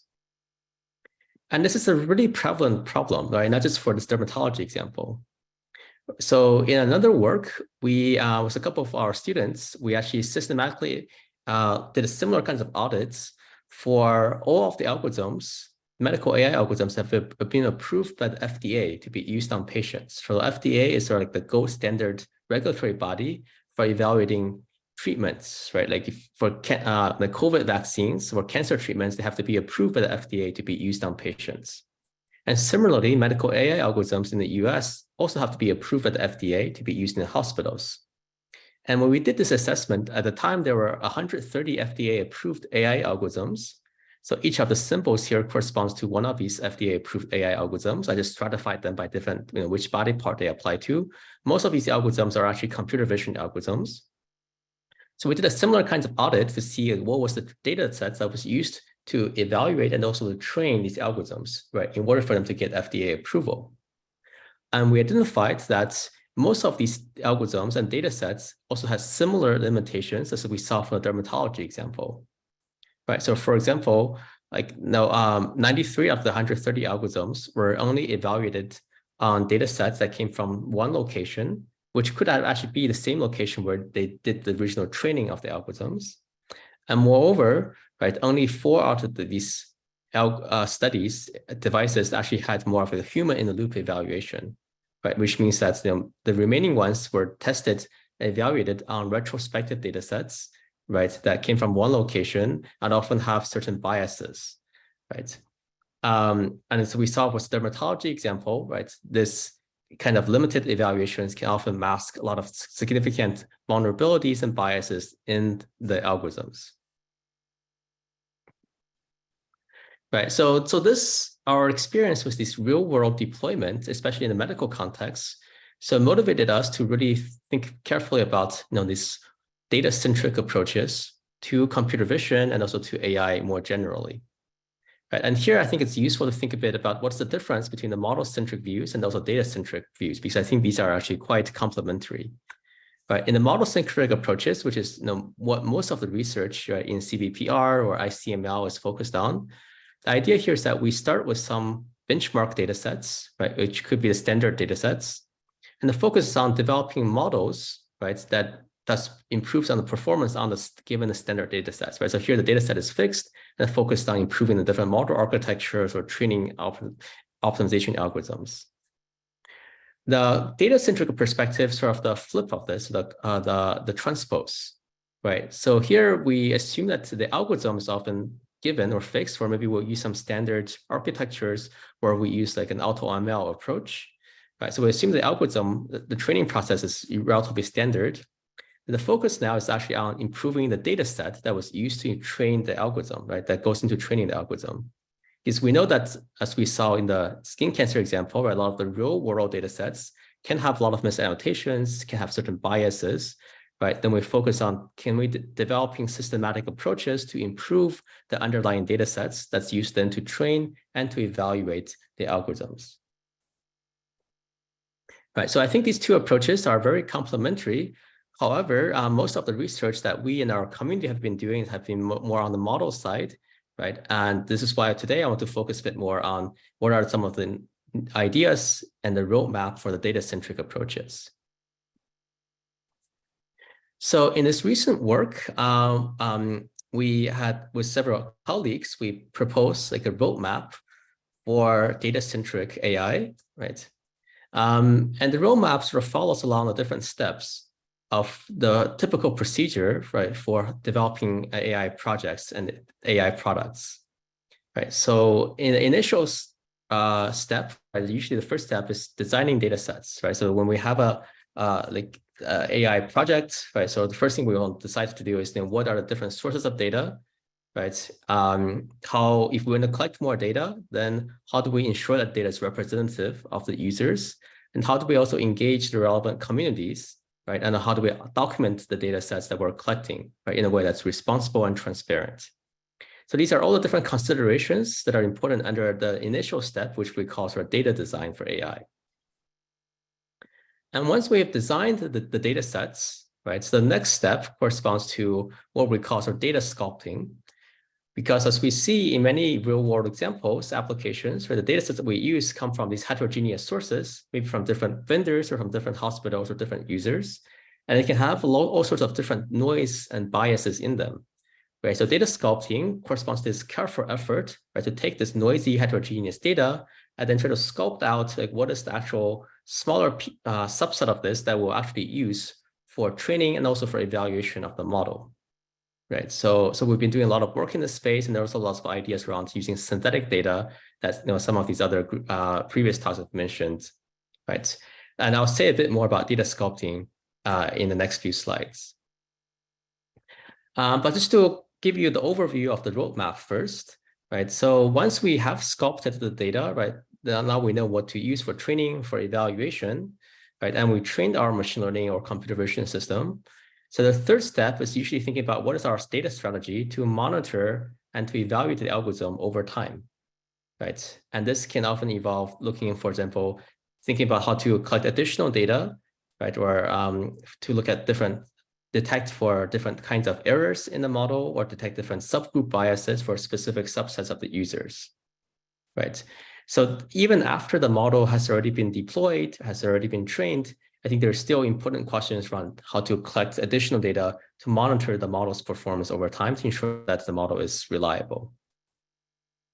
And finally, right, sort of across all of these different steps, there's these questions around data policies, right? And how do we comply, for example, with different data regulations like GDPR in Europe, also regulations in Canada and the US, right? How do we ensure that data has we respect the privacy of the data, right? So various work that other works that we've been doing in the group that which I won't mention too much here, related to how to remove data, for example, to comply with these data privacy regulations. So I think each step of this roadmap, right, contains certain important challenges for the community. Right? It also raises important technical problems that many of these are open problems for us to address. Right? So in the paper, in this paper here, we describe these different opportunities and some of open problems and resources in more detail. But what I want to do today is to sort of take a deeper dive then into a specific bullet points, right, under data sculpting, which corresponds to what we call data valuation, right? And in particular, I want to share with you some of the recent advances, right, in thinking about how do we use data, what is data valuation, right? And then how do we use it to identify most informative kinds of data, right? Maybe that can be useful then for active learning and also for figuring out how to allocate my resources across different data vendors. And the second part I'll mention is then how to use data valuation to identify what subset of my data might be misannotated or might have certain biases and noise in them, right? But I just want to give you the roadmap first to highlight that there are lots of different important topics, right? So each of these bullet points can be its own talk, right? Have its own set of research agenda, and I think there's a lot of important questions here in this field, but I want to just focus on today on this one bullet point under data sculpting of data valuation. So here's the general context and the setup of the problem of data valuation. Right, so the idea here is very natural and very intuitive. Right, so in most of the tasks in computer vision and machine learning, right, we can have some training data which can come from different sources. This could be maybe from different collaborators or from different hospitals or different patients. Right, so in this cartoon example, here are these three different data sources, and we have our favorite learning algorithm, which could be your favorite deep learning model. Right, and you have your performance metrics. Right, what do you really care about in evaluating? So this could be your F1 scores or accuracy or some retrieval metrics. So the goal of data valuation then is to take whatever performance metric you care about, right? Maybe how well the algorithm works in deployment, and to partition or to attribute that performance of the model back to the individual training data points. So you want to say, okay, so then this model is getting 80% accuracy. How do we then partition that 80% accuracy back to my original training sources, so that we can say that, oh, this data point or this data source is actually responsible for most of the positive performance of the model. Right. And similarly, if my algorithm exhibits certain mistakes in deployment or certain biases, right, I would also like to attribute those mistakes and biases back to my original training data and say that, oh, maybe it's this other data point or other data vendor that are introducing certain biases or mistakes into my model that hurts its performance in deployment. Right, so if I can do this end-to-end, right, attribution, right, of my model's performance back to the original data, right, so this is what we call data valuation, and this can greatly improve the transparency and the accountability of this entire machine learning pipeline. Right, so there are really, as we see here, there's sort of two really key goals, right, of data valuation. The first is to particularly identify what subset of my training data are the most informative, right? If I can do that, it can help me to potentially collect more data like these ones, right, to do active learning, and also to allocate my resources so that maybe I want to pay more money to vendors that are producing these higher quality data. Right, the second goal is to identify mistakes in the data or misannotations or biases in the data that hurts my model's performance, that leads to these mistakes. right? So in the remaining part of the presentation, I want to tell you a bit about what are some of the recent advances in how to do each of these two tasks. So first, starting was try to identify the most useful and more informative data points. Right. So the natural way to think about this is to say, okay, if I want to know how useful or how informative this point star is, right? Maybe I want to do some sort of leave one out analysis. So that by that I mean that I could train my model, right, with the star point, and I see this decision boundary and the model's performance. And then maybe I remove the star point and then train my model again on the remaining data set, right? And then maybe my decision boundary has changed and my model's performance has also changed. Right? And I can see, okay, so what is the impact by adding or removing this point star in the model's decision boundaries and in its performance? And this can give me an estimate of the importance, right, of this point star. So this is what people typically call, in statistics, called leverage scores, or also called influence functions in computer science. The issue with this is that these kind of leave one out analysis is often extremely noisy when you have large data sets. Right? If I have like 1 million images, then the impact of leaving out just one individual image can often be sort of very small, right? And it's also washed away in the training randomness and noise in the models. So to address that challenge, so we and a bunch of our colleagues have been developing these approaches called data Shapley values, right? So the idea here is also very intuitive, right? So we're just going to do leave one out, but we're going to do it a bunch of different times in parallel.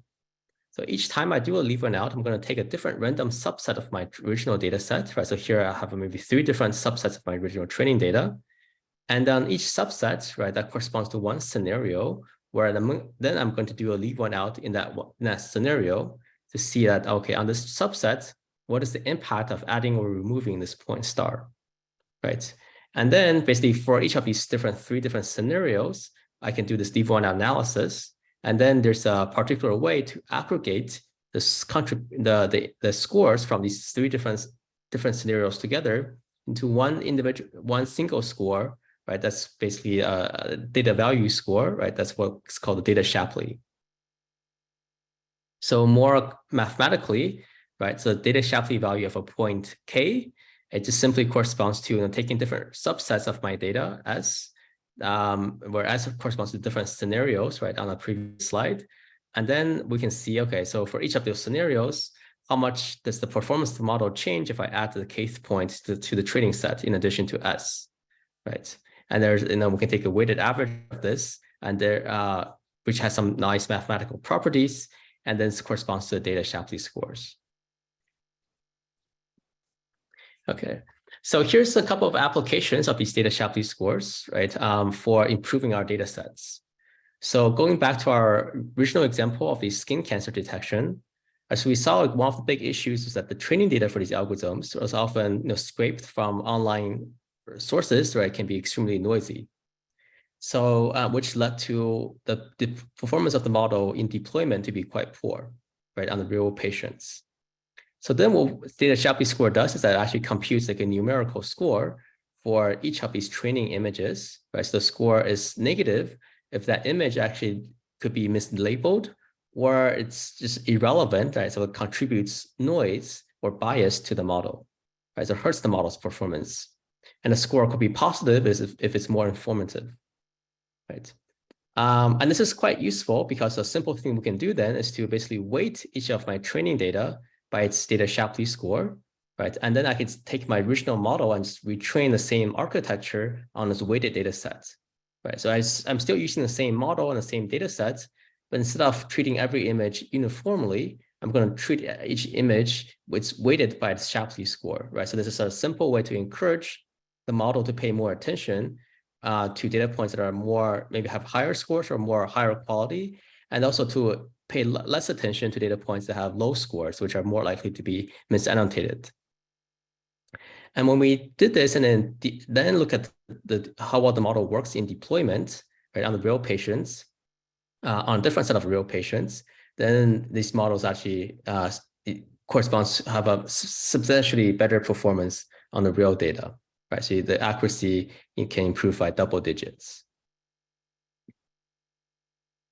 Another application and way to use the data Shapley score is also to try to improve reduce the disparities in the models and improve the fairness performance. Right. So here's the application from these more different facial analysis, where the algorithms can often perform worse, right, on images from minorities because they're underrepresented in the training data.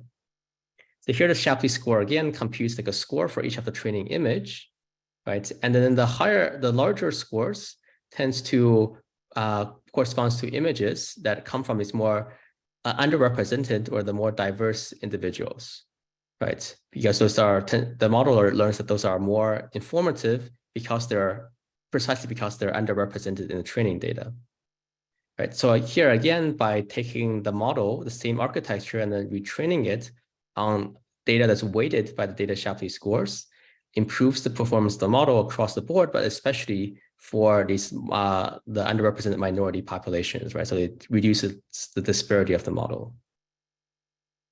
And finally, very quickly, we can also use the data Shapley scores to help us to do active learning, right? Because once we identify that, here are the sources of the data that are more likely to have higher quality, then a simple active learning algorithm would be then let's try to acquire more data from those vendors, from those sources, right? So we also use this to, in a large biobank where we get data from 20 different hospitals in the UK, right? We compute the data Shapley scores for each of those hospitals and then try to acquire more data from the hospitals that have higher Shapley scores, right? So this actually leads to substantial faster improvements in the model's performance. So the x-axis is like how many additional patients that we can recruit. The y-axis is basically how much the model's performance is improving, right? If you actually use this recruitment based on a Shapley score, so the blue curve here, you're actually seeing a much faster recruitment improvement compared to, for example, random is where we just randomly try to recruit additional patients uniformly across all of these different hospitals. So these three applications hopefully demonstrate, right, how by using the Shapley scores to try to identify the most informative data points in my data set, this can help us to improve our model and also improve our data collection strategies. So there's a lot of research recently on how to compute Shapley scores efficiently, right? Because to naively compute it requires training a lot of different models, corresponds to different subsets of my training data, right? Which becomes very expensive for these larger computer vision systems, especially. So there's been a bunch of different strategies for improving computing Shapley scores efficiently. So I'll just give a quick summary of this, and then here's some of the key references. But there are basically two main strategies, right? So the first strategy is to basically, it turns out that for certain classes of machine learning models, we can actually derive analytic formulas to either exactly or to approximately compute Shapley scores, right? So once you have these analytic formulas, then it becomes almost instantaneous for computing the Shapley values. For more general machine learning models where we cannot derive the analytic formulas, then there are also very fast Monte Carlo approximations for approximating the Shapley scores, right? So with these techniques, then people have been able to scale the computations of these data Shapley values to large data sets, right, on the orders of hundreds of thousands to millions of images. So data Shapley, right, I think is particularly useful for finding which data points or data sources are the most informative. In many of other applications, it's also really important to find which data points are noisy, right? Because a lot of our data that we work with in the real world are heterogeneous, and many of the data points are maybe mislabeled or misannotated, right? So to identify these noisy data points, it turns out that the Shapley scores are not very good at doing that. So in some recent works, very recently, we actually introduced these new algorithms called data OOB. So OOB here stands for out of the bag, for estimating, for identifying these noisy data points. Right, so this is work that will be presented, that we'll present next month at ICML. But here's sort of the idea of how data OOB works.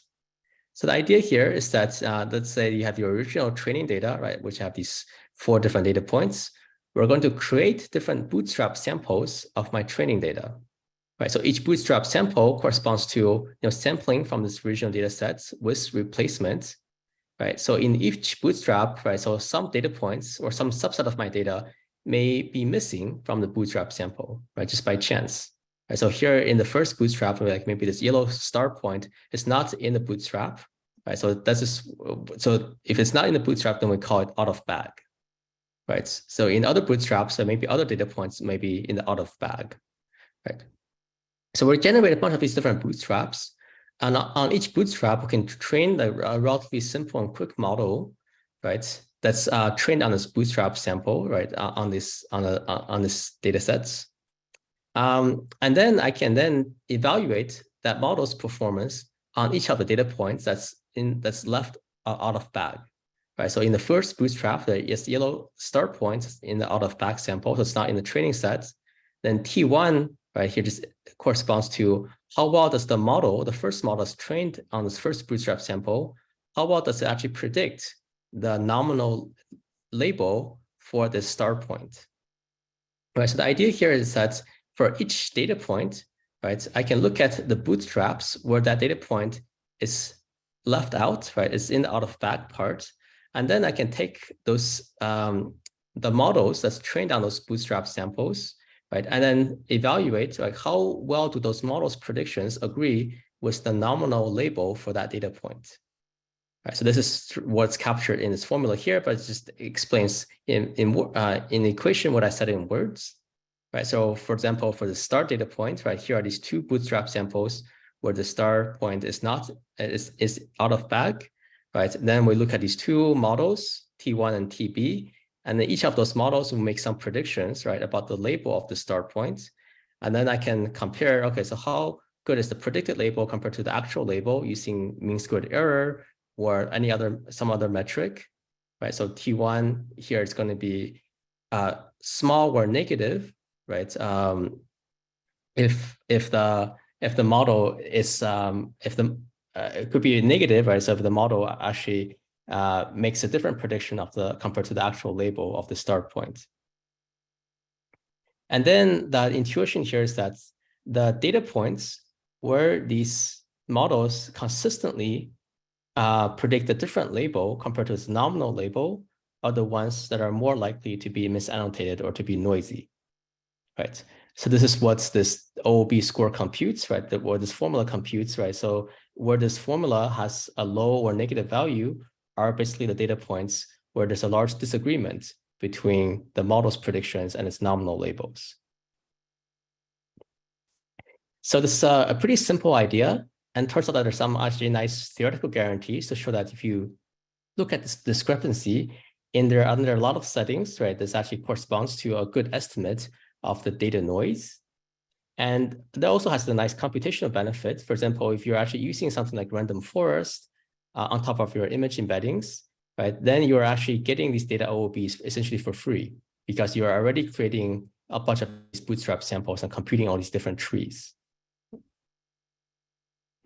So it turns out that these kinds of data values are, from these OOB estimates are actually good at identifying which data points are misannotated.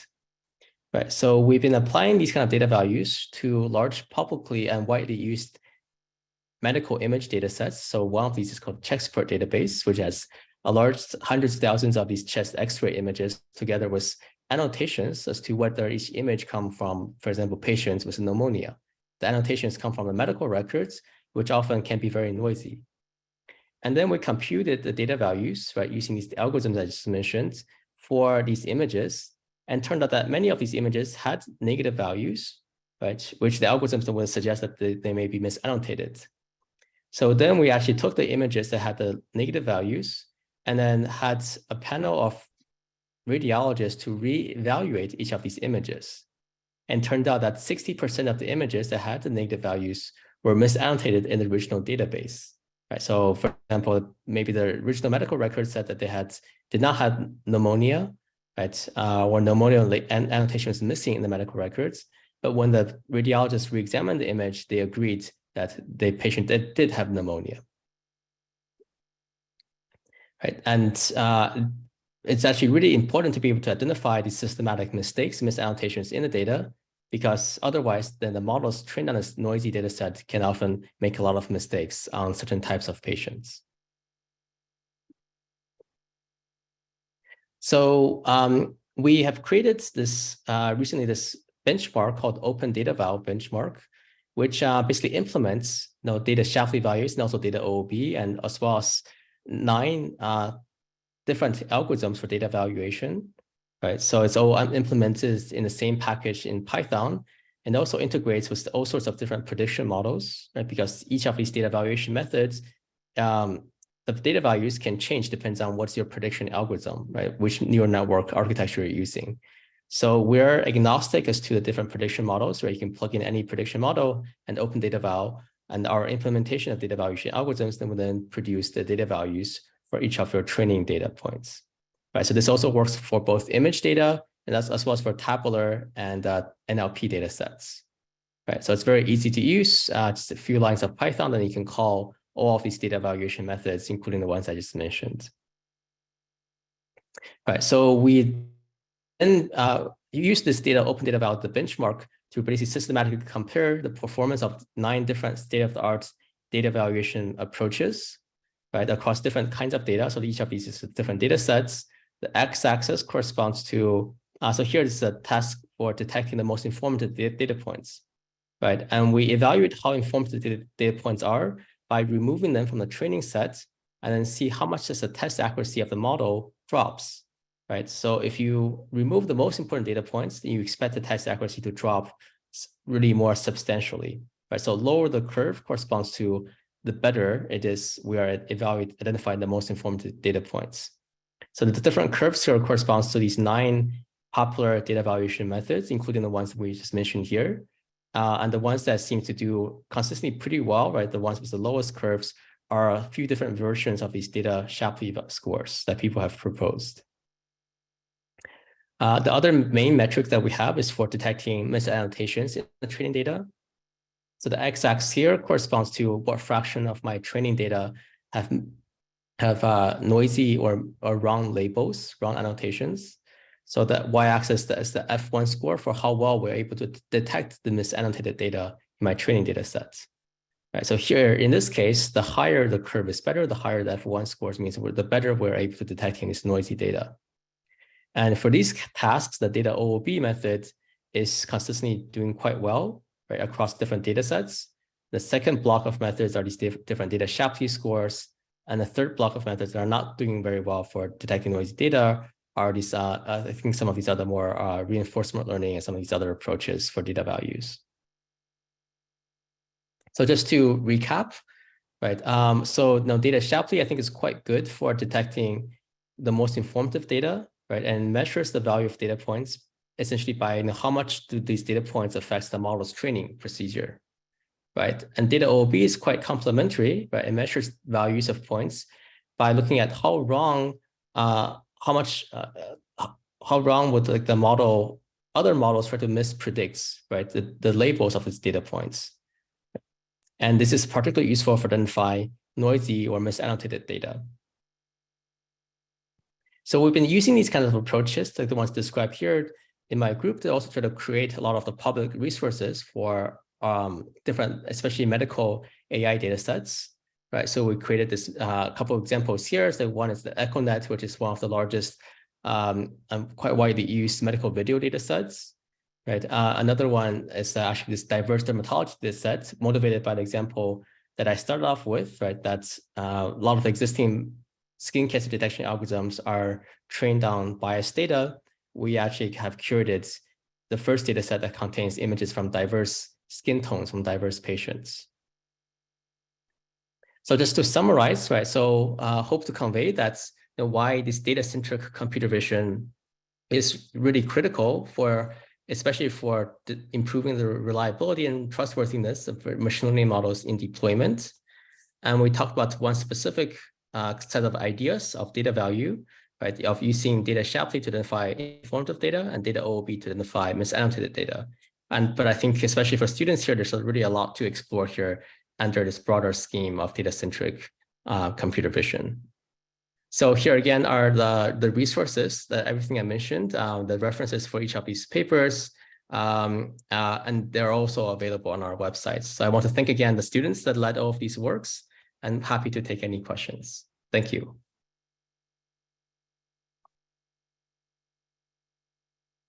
Thank you, James. Any question? Please go to the mic. Thank you.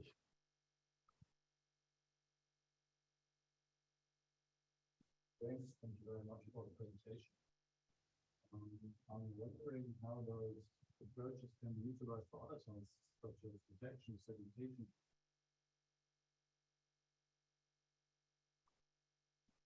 Do you mind summarizing or repeating the questions? I couldn't hear from the mic very well. Absolutely. So James, our audience is asking how this method can be used in detection and segmentation.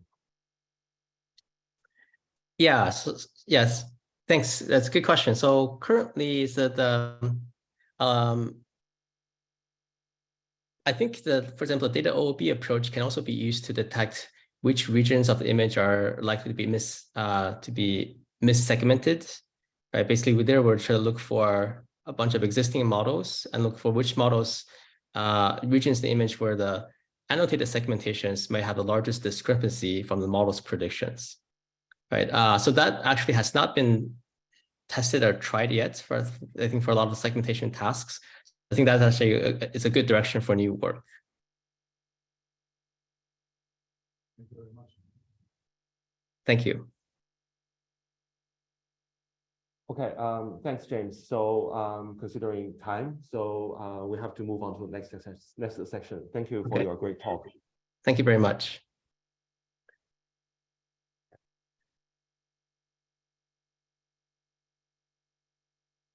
Okay, thanks, James.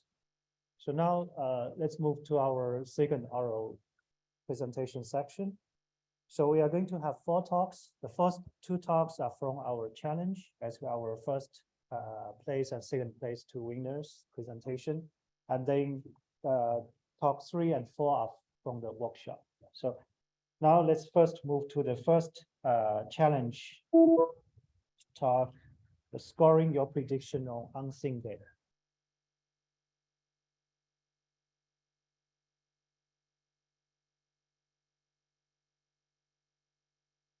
Is our author online?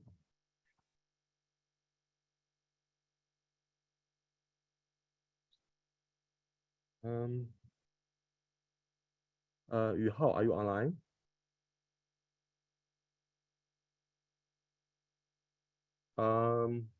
Okay. It appears Yuhao is not online. Okay, so what about we jump to the next team? Okay. Okay, so next team is Shu Yu. Are you online? Hello? Yeah.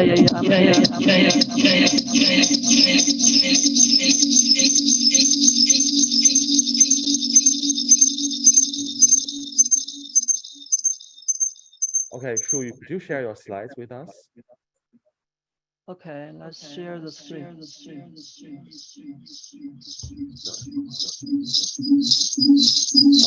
Echo. It appears. Okay. I don't know who.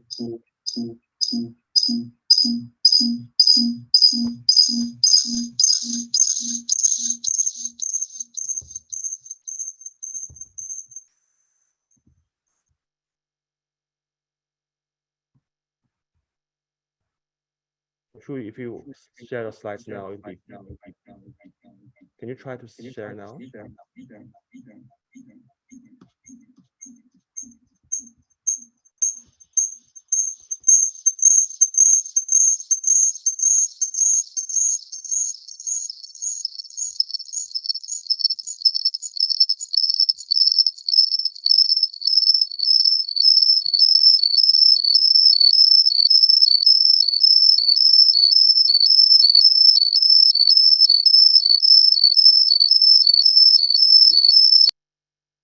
Shui, can you hear me?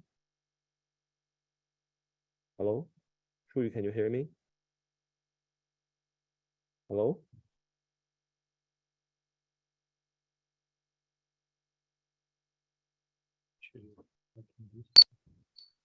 Sorry. Hi, Shui, can you hear me? Can you please start sharing? There is something wrong with my mic.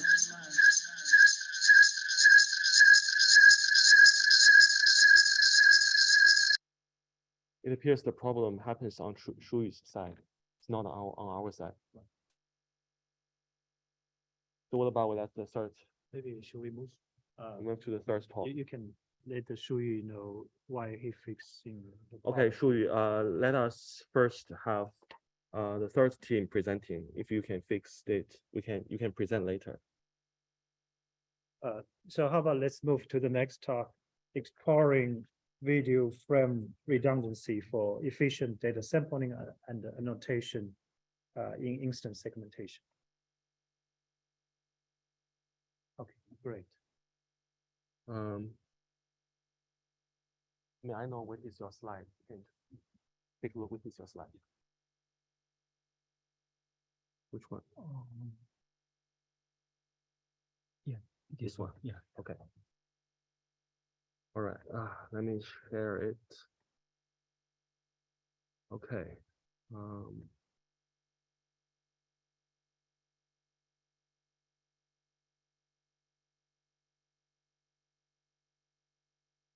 screen. Okay, so we are in full screen. Okay, over to you. Hi, I'm Ji-Hun Yoon. I'm a research engineer at Kyutom from South Korea. And I will give you a presentation about how video frame redundancies in training data set affect to model performance. So I didn't mention that in my paper, but actually we are a small startup, so we always try to reduce the data annotation cost as much as we can. And the videos we are acquiring from the hospitals are usually recorded in 60 FPS, and it's quite very redundant in the view of data annotation. So our goal is to reduce video frames for annotation and reduce the cost. So we have questions that how dense video frames do we need for training data? So to get some hints from public data sets, we found that tracking data set usually have higher than 1 FPS, and segmentation data set usually our frames are manually selected, or they don't mention that why did they choose those frames. So we hypothesized that representative frames with less redundancies can work well like a dense annotation data set. So we have some following questions. Does keyframe exist in a video frame training data set? And does dense annotation always lead to high accuracy? And what are good sampling methods? And can data augmentation like simple copy-paste augmentation make video frame more diversity from sparse sample data set? One feasible approach to do this reducing redundancies is semantic redundancy reduction with clustering. And there was a work for image classification, reducing similar images of CIFAR 10 or 100 and ImageNet by agglomerative clustering on feature representation. And there was also another work for video frames. There was a video summarization task and selecting prototypes of video frame clusters by K-means clustering on feature representation. Actually, this work can be a kind of active learning or data evaluation, but we wanted to do some simpler work without optimization. So yeah, but the previous work has some limitations.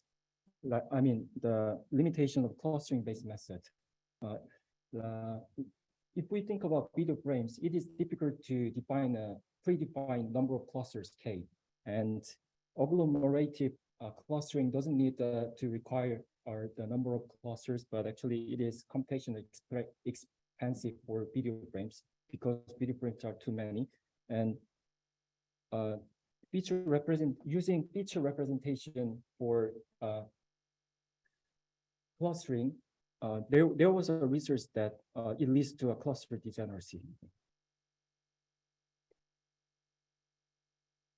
So more intuitively, we wanted to use some keyframe extraction methods, and there were some works that extract keyframes to improve object tracking accuracy or speed, and they use predictions or feature inconsistencies to extract keyframes.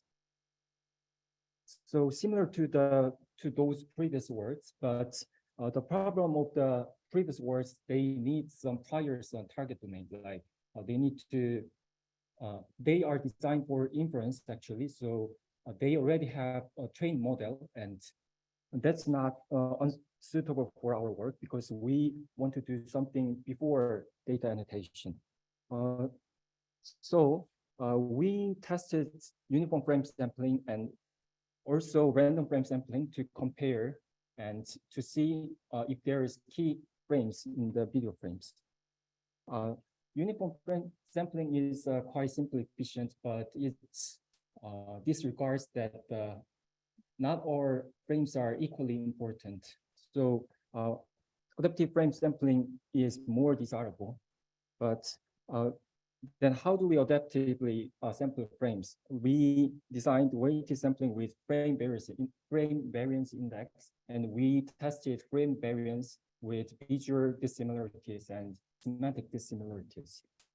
So this is an example of frame variance index, and there are two visual dissimilarities by optical flow and structural similarity index, and we also use ImageNet pre-trained Resonant 50 for feature representation and measure a cosine similarity of the representation. And you can see the higher variance shows lower redundancies on the left, and lower variance show very redundant frames.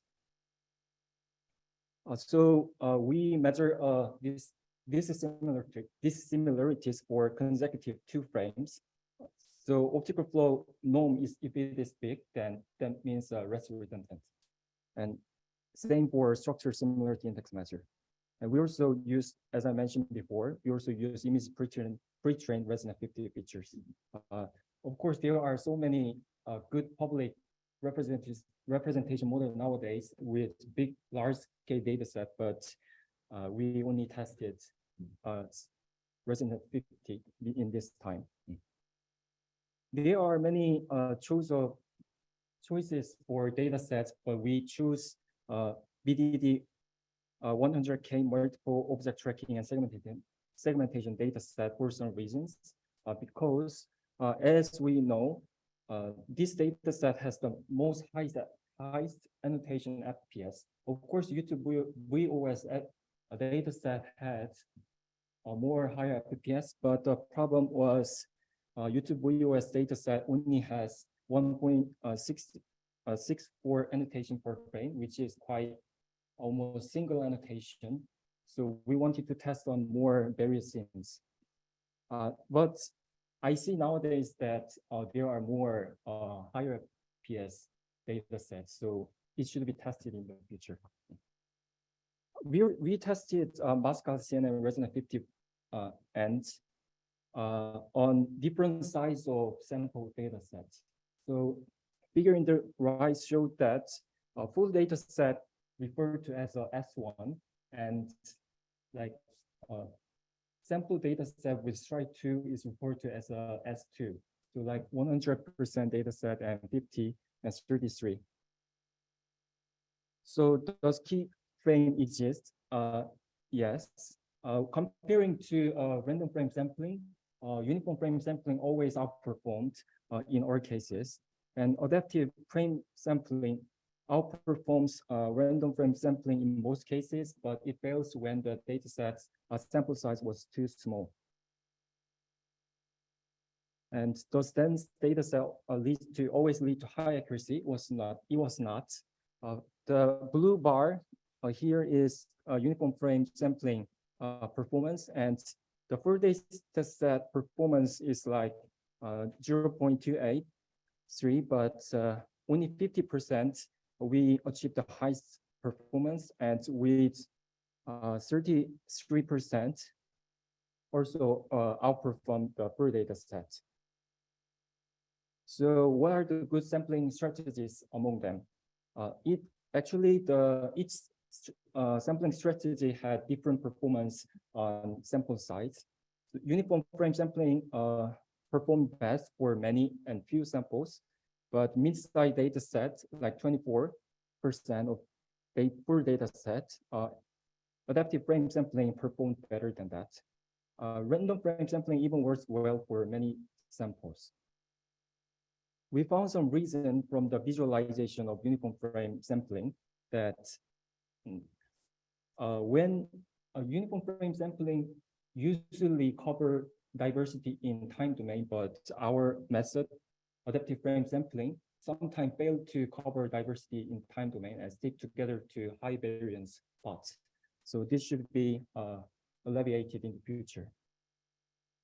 And can data augmentation make video frame diversity? Yes. We tested simple copy-paste augmentation. We thought we can make some diversity from reduced frame and can bridge the MAP gap caused by reducing frames. So with 20% of data set, we achieved the same as the full data set performance for bounding box. And with 25%, we already outperformed the full data set for mask prediction. So our next score is, this is a normalized standard deviation of the frame variance index. And as you can see here, there are so big difference between scene variance between videos. So we want to measure optimal frame rate for data annotation from frame variance, like predicting the performance of data set. Our work was just an initial trial to know effect on keyframes for training data sets. So still have many limitations. As I mentioned before, we need to test for another data set with higher FPS, more than 5 FPS. And current frame variance index only cover consecutive frames. So we need to cover more variance between each frames. And also other strong representation can be used for semantic redundancies. So in conclusion, we show that potential of reducing the training data set by using video keyframes, and higher frame rates do not always result in higher mean average precision.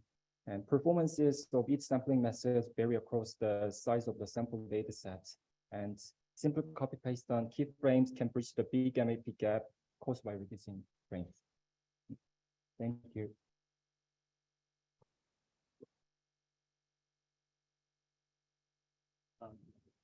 Yeah, thank you. Great. So any questions for the authors?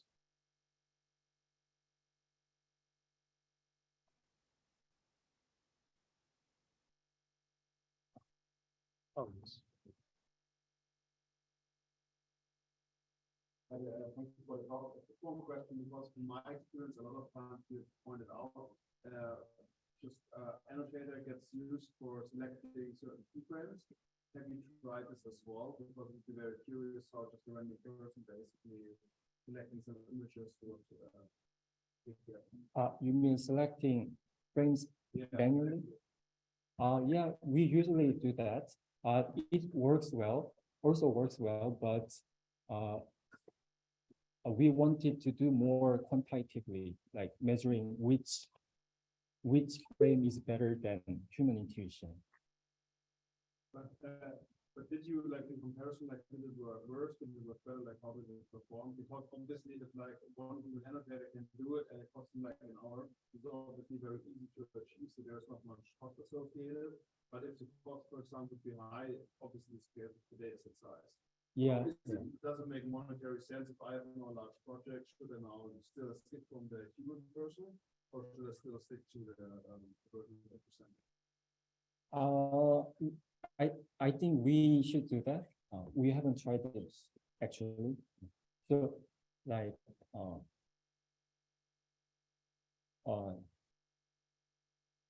can you repeat again your question? So the main question was basically, does it already make sense to switch from a pure human doing the frame selection, or would you still stick to the classical human selecting the frames? Otherwise, we can talk later about it. Okay. Let's talk later. Thanks. We were going to have a post section, so we have, yes. So Shu, are you ready to give a try? Okay, thank you. Let's have a try. Yes, please, Shu, you can start sharing.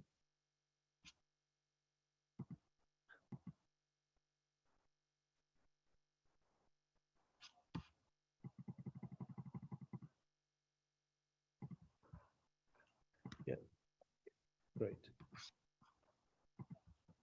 Yes, we can see your slide. We can see your slides. Hello everyone, my name is Zhu Yumiao from China. My paper is Chemistry class-based feature consistency element for labor-free model evolution. Meanwhile, this paper presents our solutions for the first data CV challenge of this workshop. We will introduce our paper following these 5 steps. The label-free model evolution task, also known as auto-eval, aims to predict the model performance on various text size without the ground truth. As shown in the figure, given a classifier trained on the training side, we can obtain its performance by evaluating it on labeled side text side, as shown in the left. However, in the label-free model evaluation task, we encounter unlabeled text data set and can't use common metrics to evaluate our classifiers.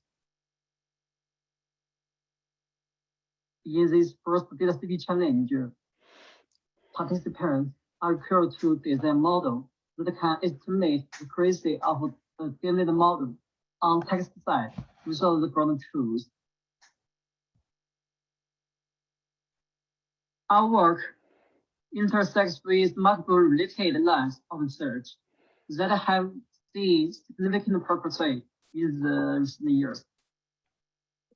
The first task is label-free model evolution.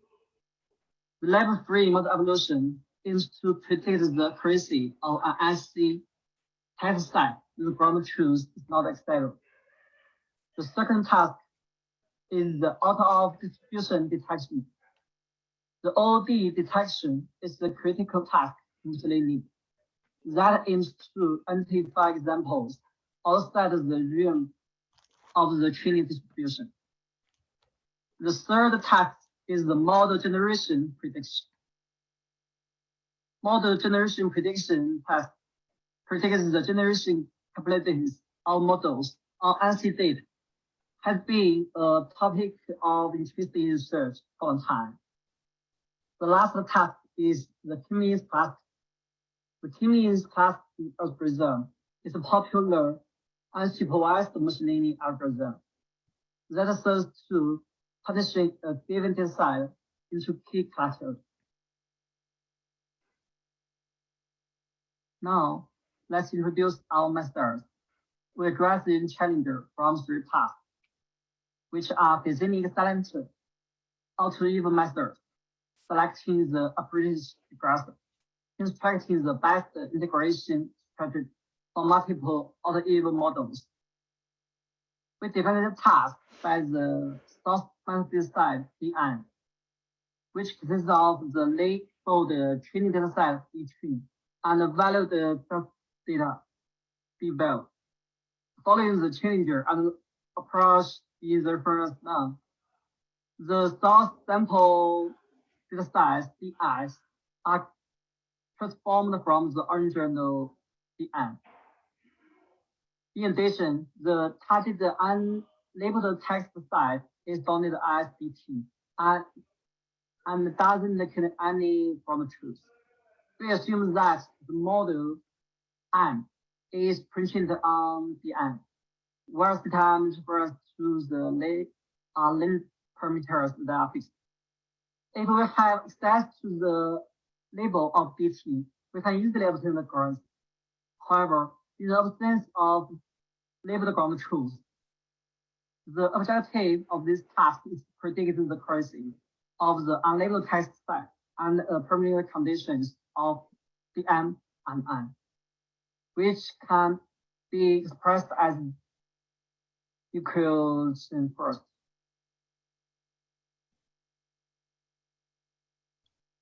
Our work consists of 3 main components. It means class-based feature consistent element, which is a novel auto-even model that learns feature shapes with the C-training data and NC test data. Dynamic regression model, which strives to best fit the reshape between these shapes and the model performance. Auto-linear model factory discovery, which eliminates auto-linear auto-even models and integrates the advantages of multiple auto-even models. Let's first introduce our TCFCA. The dataset for an classification task can be clustered into the most suitable N clusters. Given the sample data size and the pre-trained model, we construct data set pairs that can correlate the accuracy. For each pair, we first feed the DR and DVL into the pre-trained model to extract the feature maps. These feature maps are then clustered into N clusters by k-means with the cluster center. In addition, the distribution of each dataset pair should show features consistency. However, due to the uncertainty of NC test data, distribution shifts often occur. Thus, we model the feature distance use FD to fit these distribution shifts. Following the reference 9. Finally, a regression model is designed to grasp the relation between DI and the accuracy. The TCFCN can be shown as the following algorithm. The second is our DRM model. We observed that different regression models that have distinct advantages when using the same feature input. This highlights the importance of designing a suitable regression model. To address this issue, we propose a dynamic regression model named DRM that incorporates the advantages of multiple regression models. DRM consists of several base regressors and a meta regressor. The basic regression model decoupled to learn several sets of different feature relations, while the meta regression model dynamically builds them to obtain a super regression model. DRM can achieve a better robust result. The last is our OMFD model. We observed that different auto-eval algorithms have varying performance across distinct unlabeled text sets. This is challenging. Combining different auto-eval algorithms can improve the final prediction performance significantly. However, we found that simply fusing the same results of all the algorithms can achieve the best outcomes because all the layer models may appear on different sides of pre-trained models. Hence, we propose an auto-layer model factor discovery method to eliminate auto-eval algorithm with low performance rebuild. The flow of our OMFD can be shown as the following steps. The first step is analysis. which visualize the performance of the other level model and manually select the option center. The second step is calculation, which calculates the distance between the other observed models and this center. The third step is mark. If the maximum distance is greater than threshold top, the corresponding model is marked as an outlier. The fourth step is iterate, which repeats steps 1, 2, and 3 until convergence, which occurs when the maximum distance is no longer greater than the threshold. The last step is output the odd-even models marked as outliers. Now let's introduce our experiment. We follow the challenge in the dataset. The training dataset consists of 1,000 transformed dataset from the original CVPR text set. The validation dataset was composed of 4 datasets. The text dataset consists of 100 datasets provided by the challenger. Meanwhile, the evaluation metric used in performance is the MSE. To verify the advantage of our proposed methods, when conducted 2 experiments on the same validation dataset.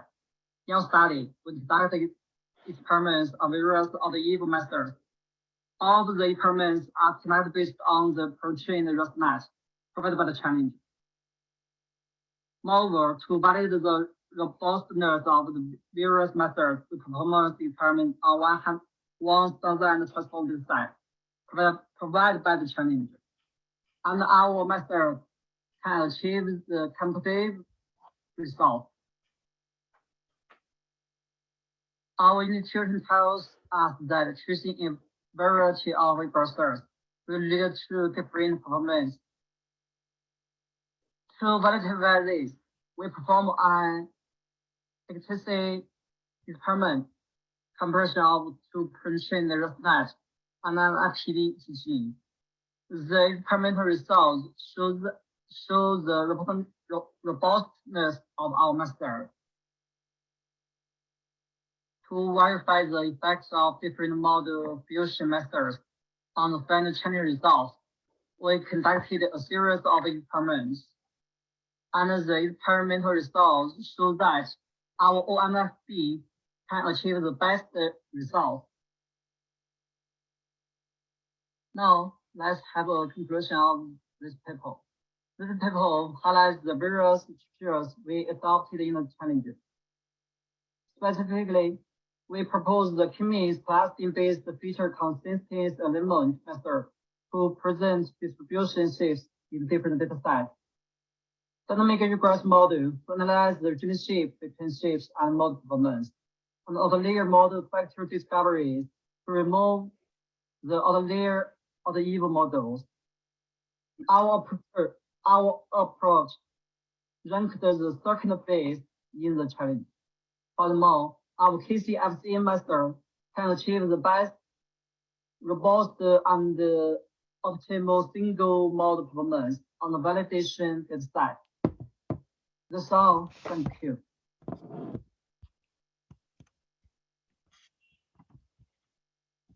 Yeah, thank you. So any question for Shuyu?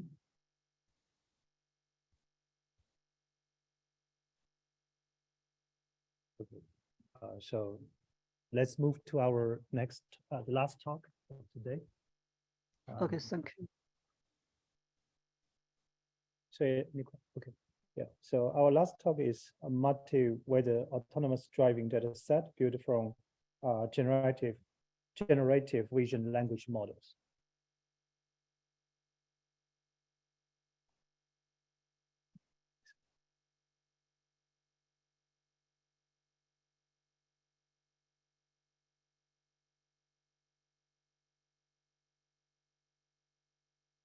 May I know which is your slide?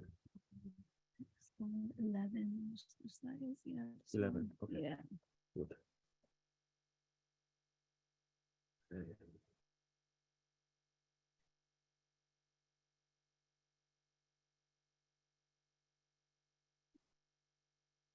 Okay, good. On you.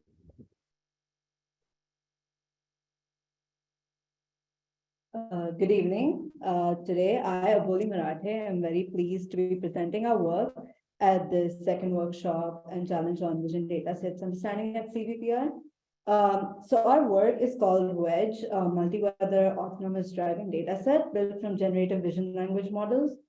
And this was joint work between collaborators from Carnegie Mellon University and Symbiosis Center for Applied AI, Symbiosis International University. I would definitely like to thank my co-authors, Deva Ramanan, Rahi Wangbe, and Ketan Kotesha for their contributions and guidance that resulted in Wedge.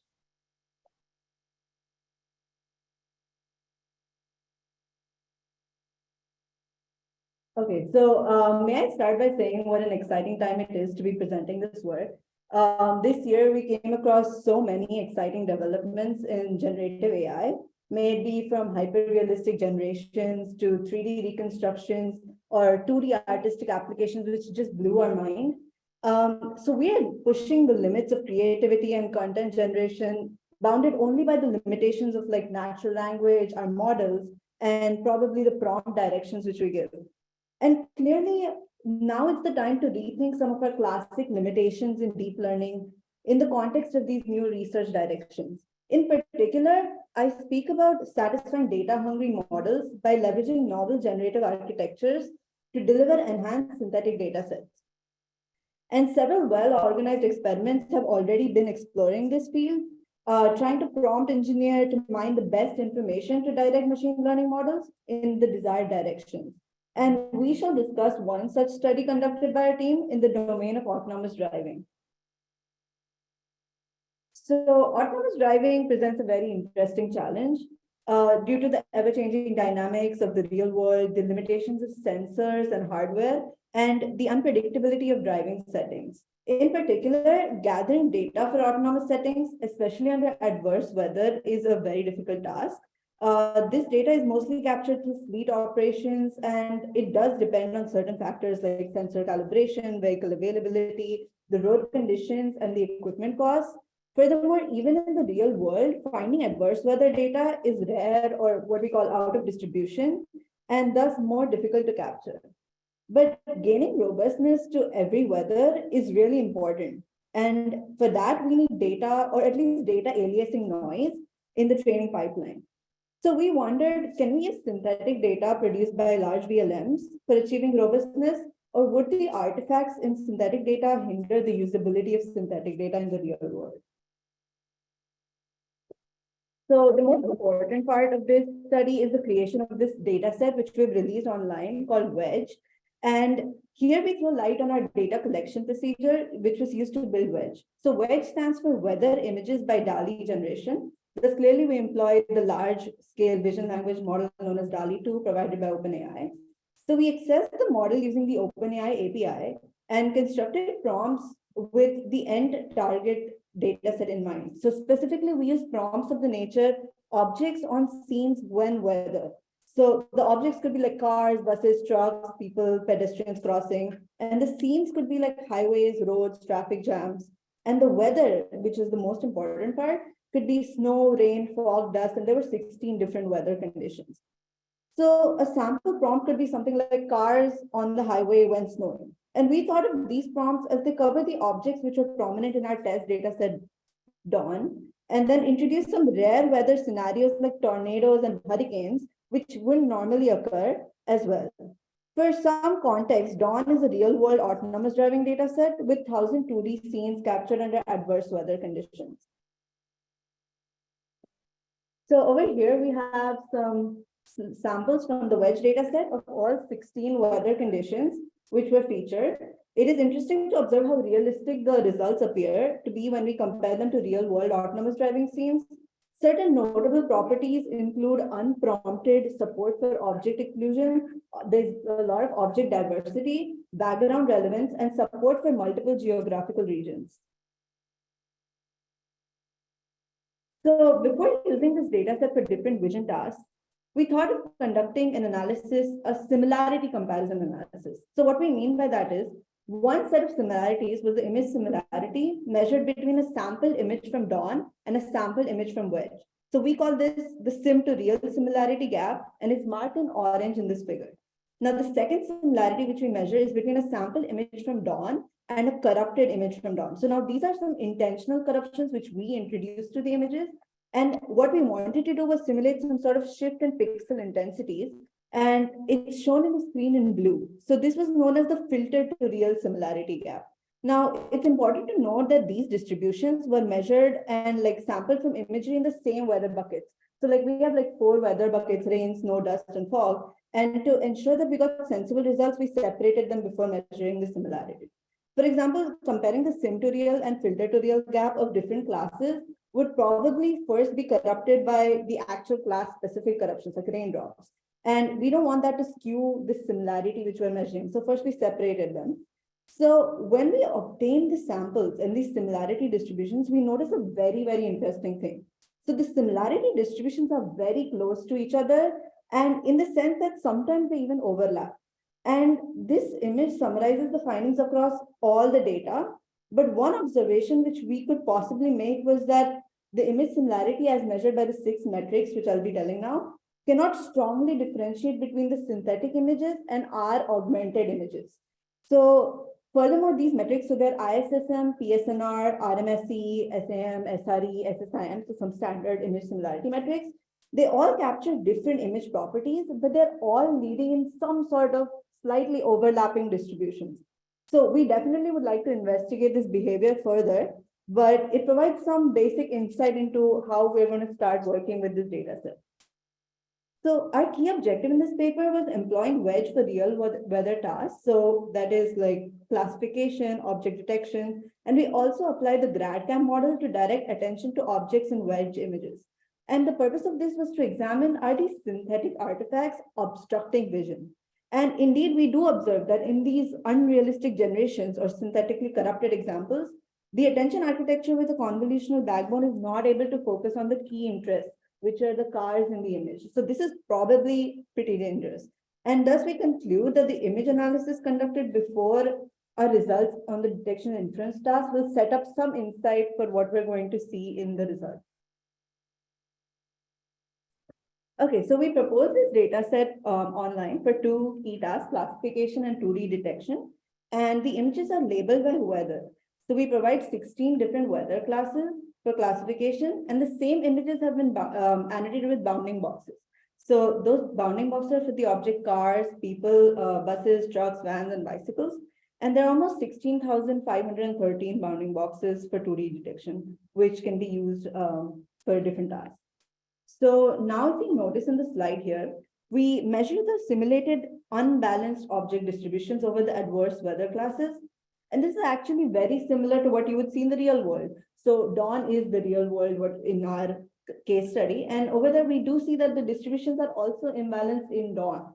So one important distinction, however, from Dawn is we have greater proportions of people and trucks as compared to cars. So like when you compare it with cars, in Dawn and Wedge, we do have more people and trucks.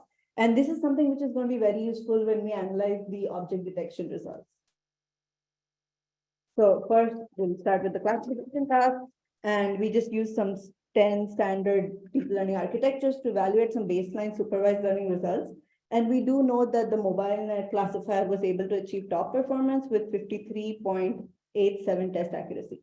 So to give us some idea of how good that is, a random classification would hit something like 6.25% test accuracy.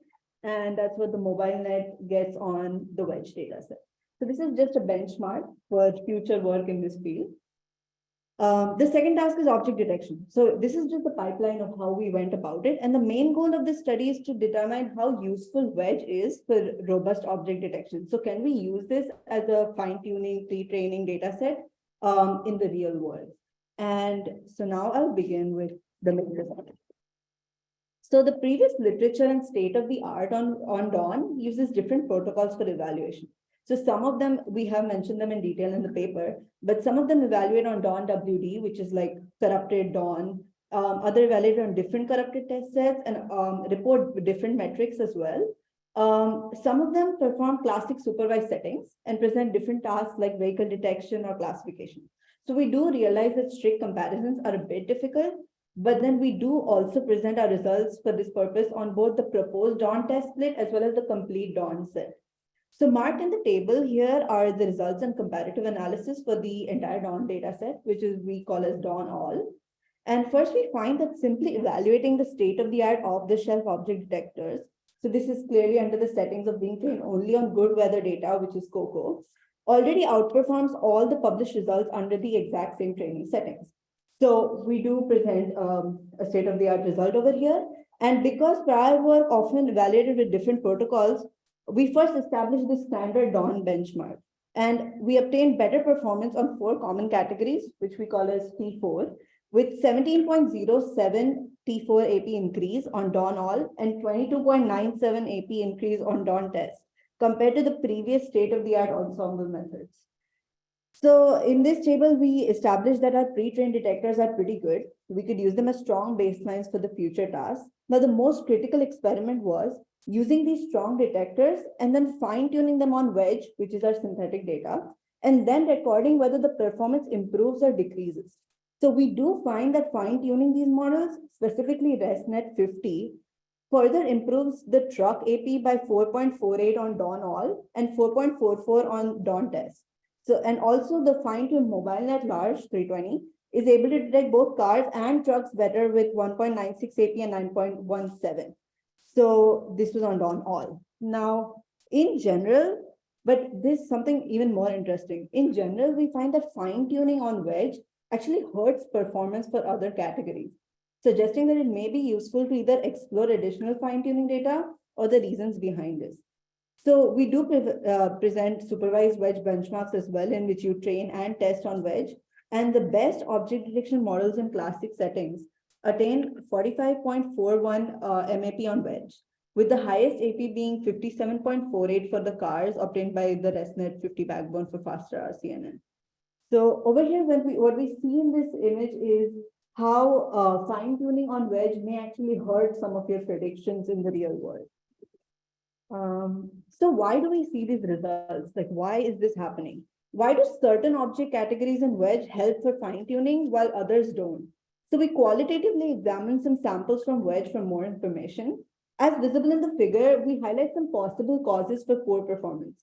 So some recurring themes which are going on in the data set are region-centric correlations. For example, when we say put the prompt fall as a season, it's not necessary that fall colors would be seen everywhere across the world, but in the data set, they do appear to be as the same. Or cherry blossoms would not be associated with spring in every part of the world, but in our data set, they mostly do. Furthermore, generative anomalies like extraterrestrial creatures crossing the road occur when the terrain described in the prompt matches some similar out of distribution examples. So training objects sometimes combine to form some interesting but unrealistic characters which are not really helpful, and in spite of us providing them with realistic prompts. We also identify entities with incomplete generations or missing parts.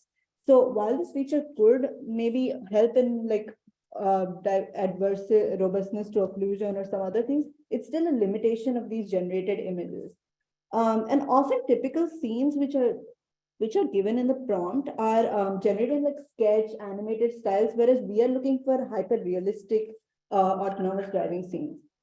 Another important thing is that objects which are closer to the viewer or the camera's location are more accurately generated. So like in real life, as we see like farther objects slightly blurrier sometimes, the generative model is also making farther objects slightly worse generated, which is not an ideal thing. As seen in the figure, some distant objects are lacking quality and fundamental differentiating characteristics, which is why maybe the detector is not able to do that well.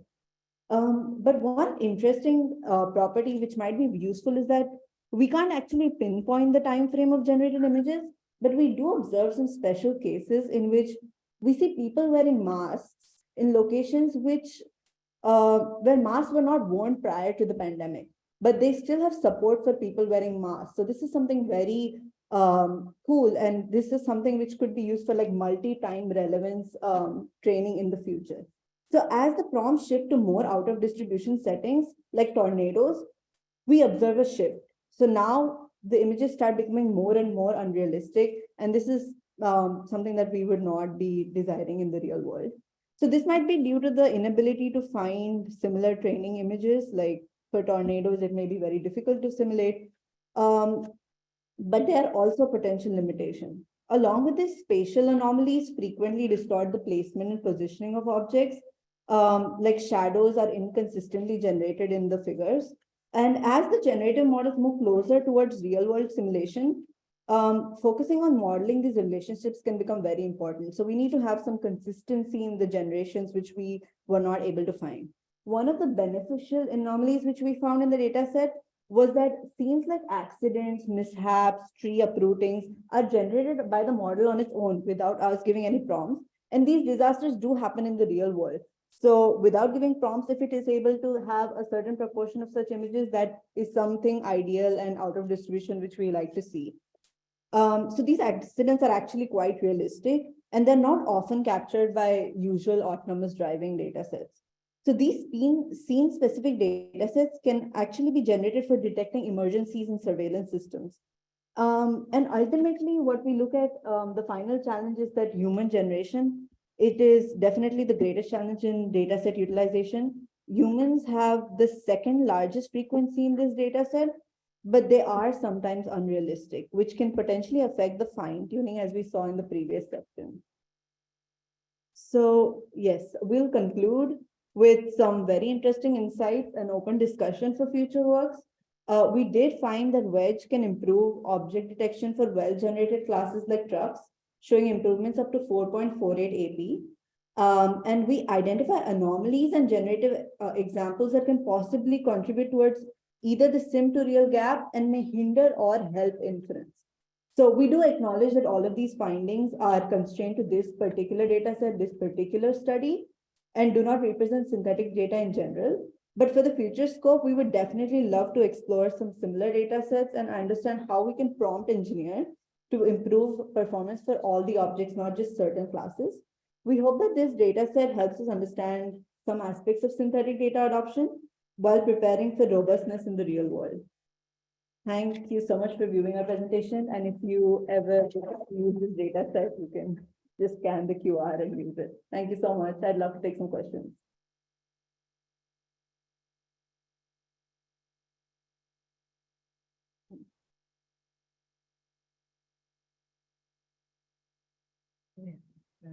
You said that the class distribution in the data set did not match class distribution in the other data sets.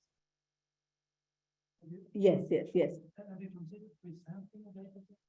Yes, absolutely. So we did consider two things like weighted resamplings as well as restoring the balance. But then what we also wanted to find out was these classes which are actually imbalanced, like the people and trucks.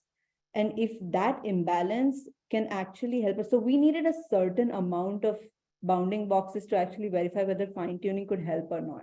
So if it was actually in the same distribution as it was in Dawn, maybe we wouldn't have been able to see that difference in performance that well.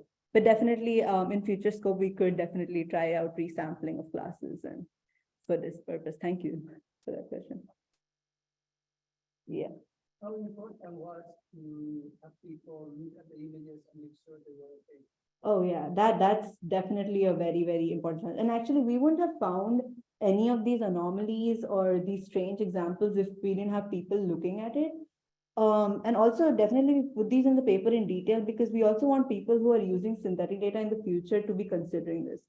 So one interesting thing is we didn't actually find many problematic images, which may be due to the fact that OpenAI already provides a data and privacy layer. But then that might also be causing some things like the humans' faces are blurred and stuff like that. So yeah, it's a win and a loss as well. Yeah, thank you for that question. Yeah. Okay. No problem. Hello. To my understanding, those multi-modal models during their training, usually there are a huge amount of data. Will there data leakage problem like the data was generating the leakage to the test data or iteration step? Definitely, I think that's one important consideration which we didn't do in our study. So we didn't specifically analyze whether we are seeing some sort of data leakage, like we did not compare across training sets. But I mean, if that is true, and if mirror examples, so then all of the biases which we see in common data sets, maybe it could be the percentage of objects, or it could be a particular type of scene being generated. If the model is specifically biased towards those sort of training data sets, and if we find that in the generations that is mirrored, that could definitely be one of the causes why we're not seeing any improvement on real world data as well, right? Because it's learning some sort of images, then again, we're training on the same sort of images. And in the end, our test data set will be from the real world where it is not helping the performance. So if data leakage is indeed one of the major concerns which we did not test for yet, then yeah, that's something definitely worth investigating and working on some robustness towards. Thank you.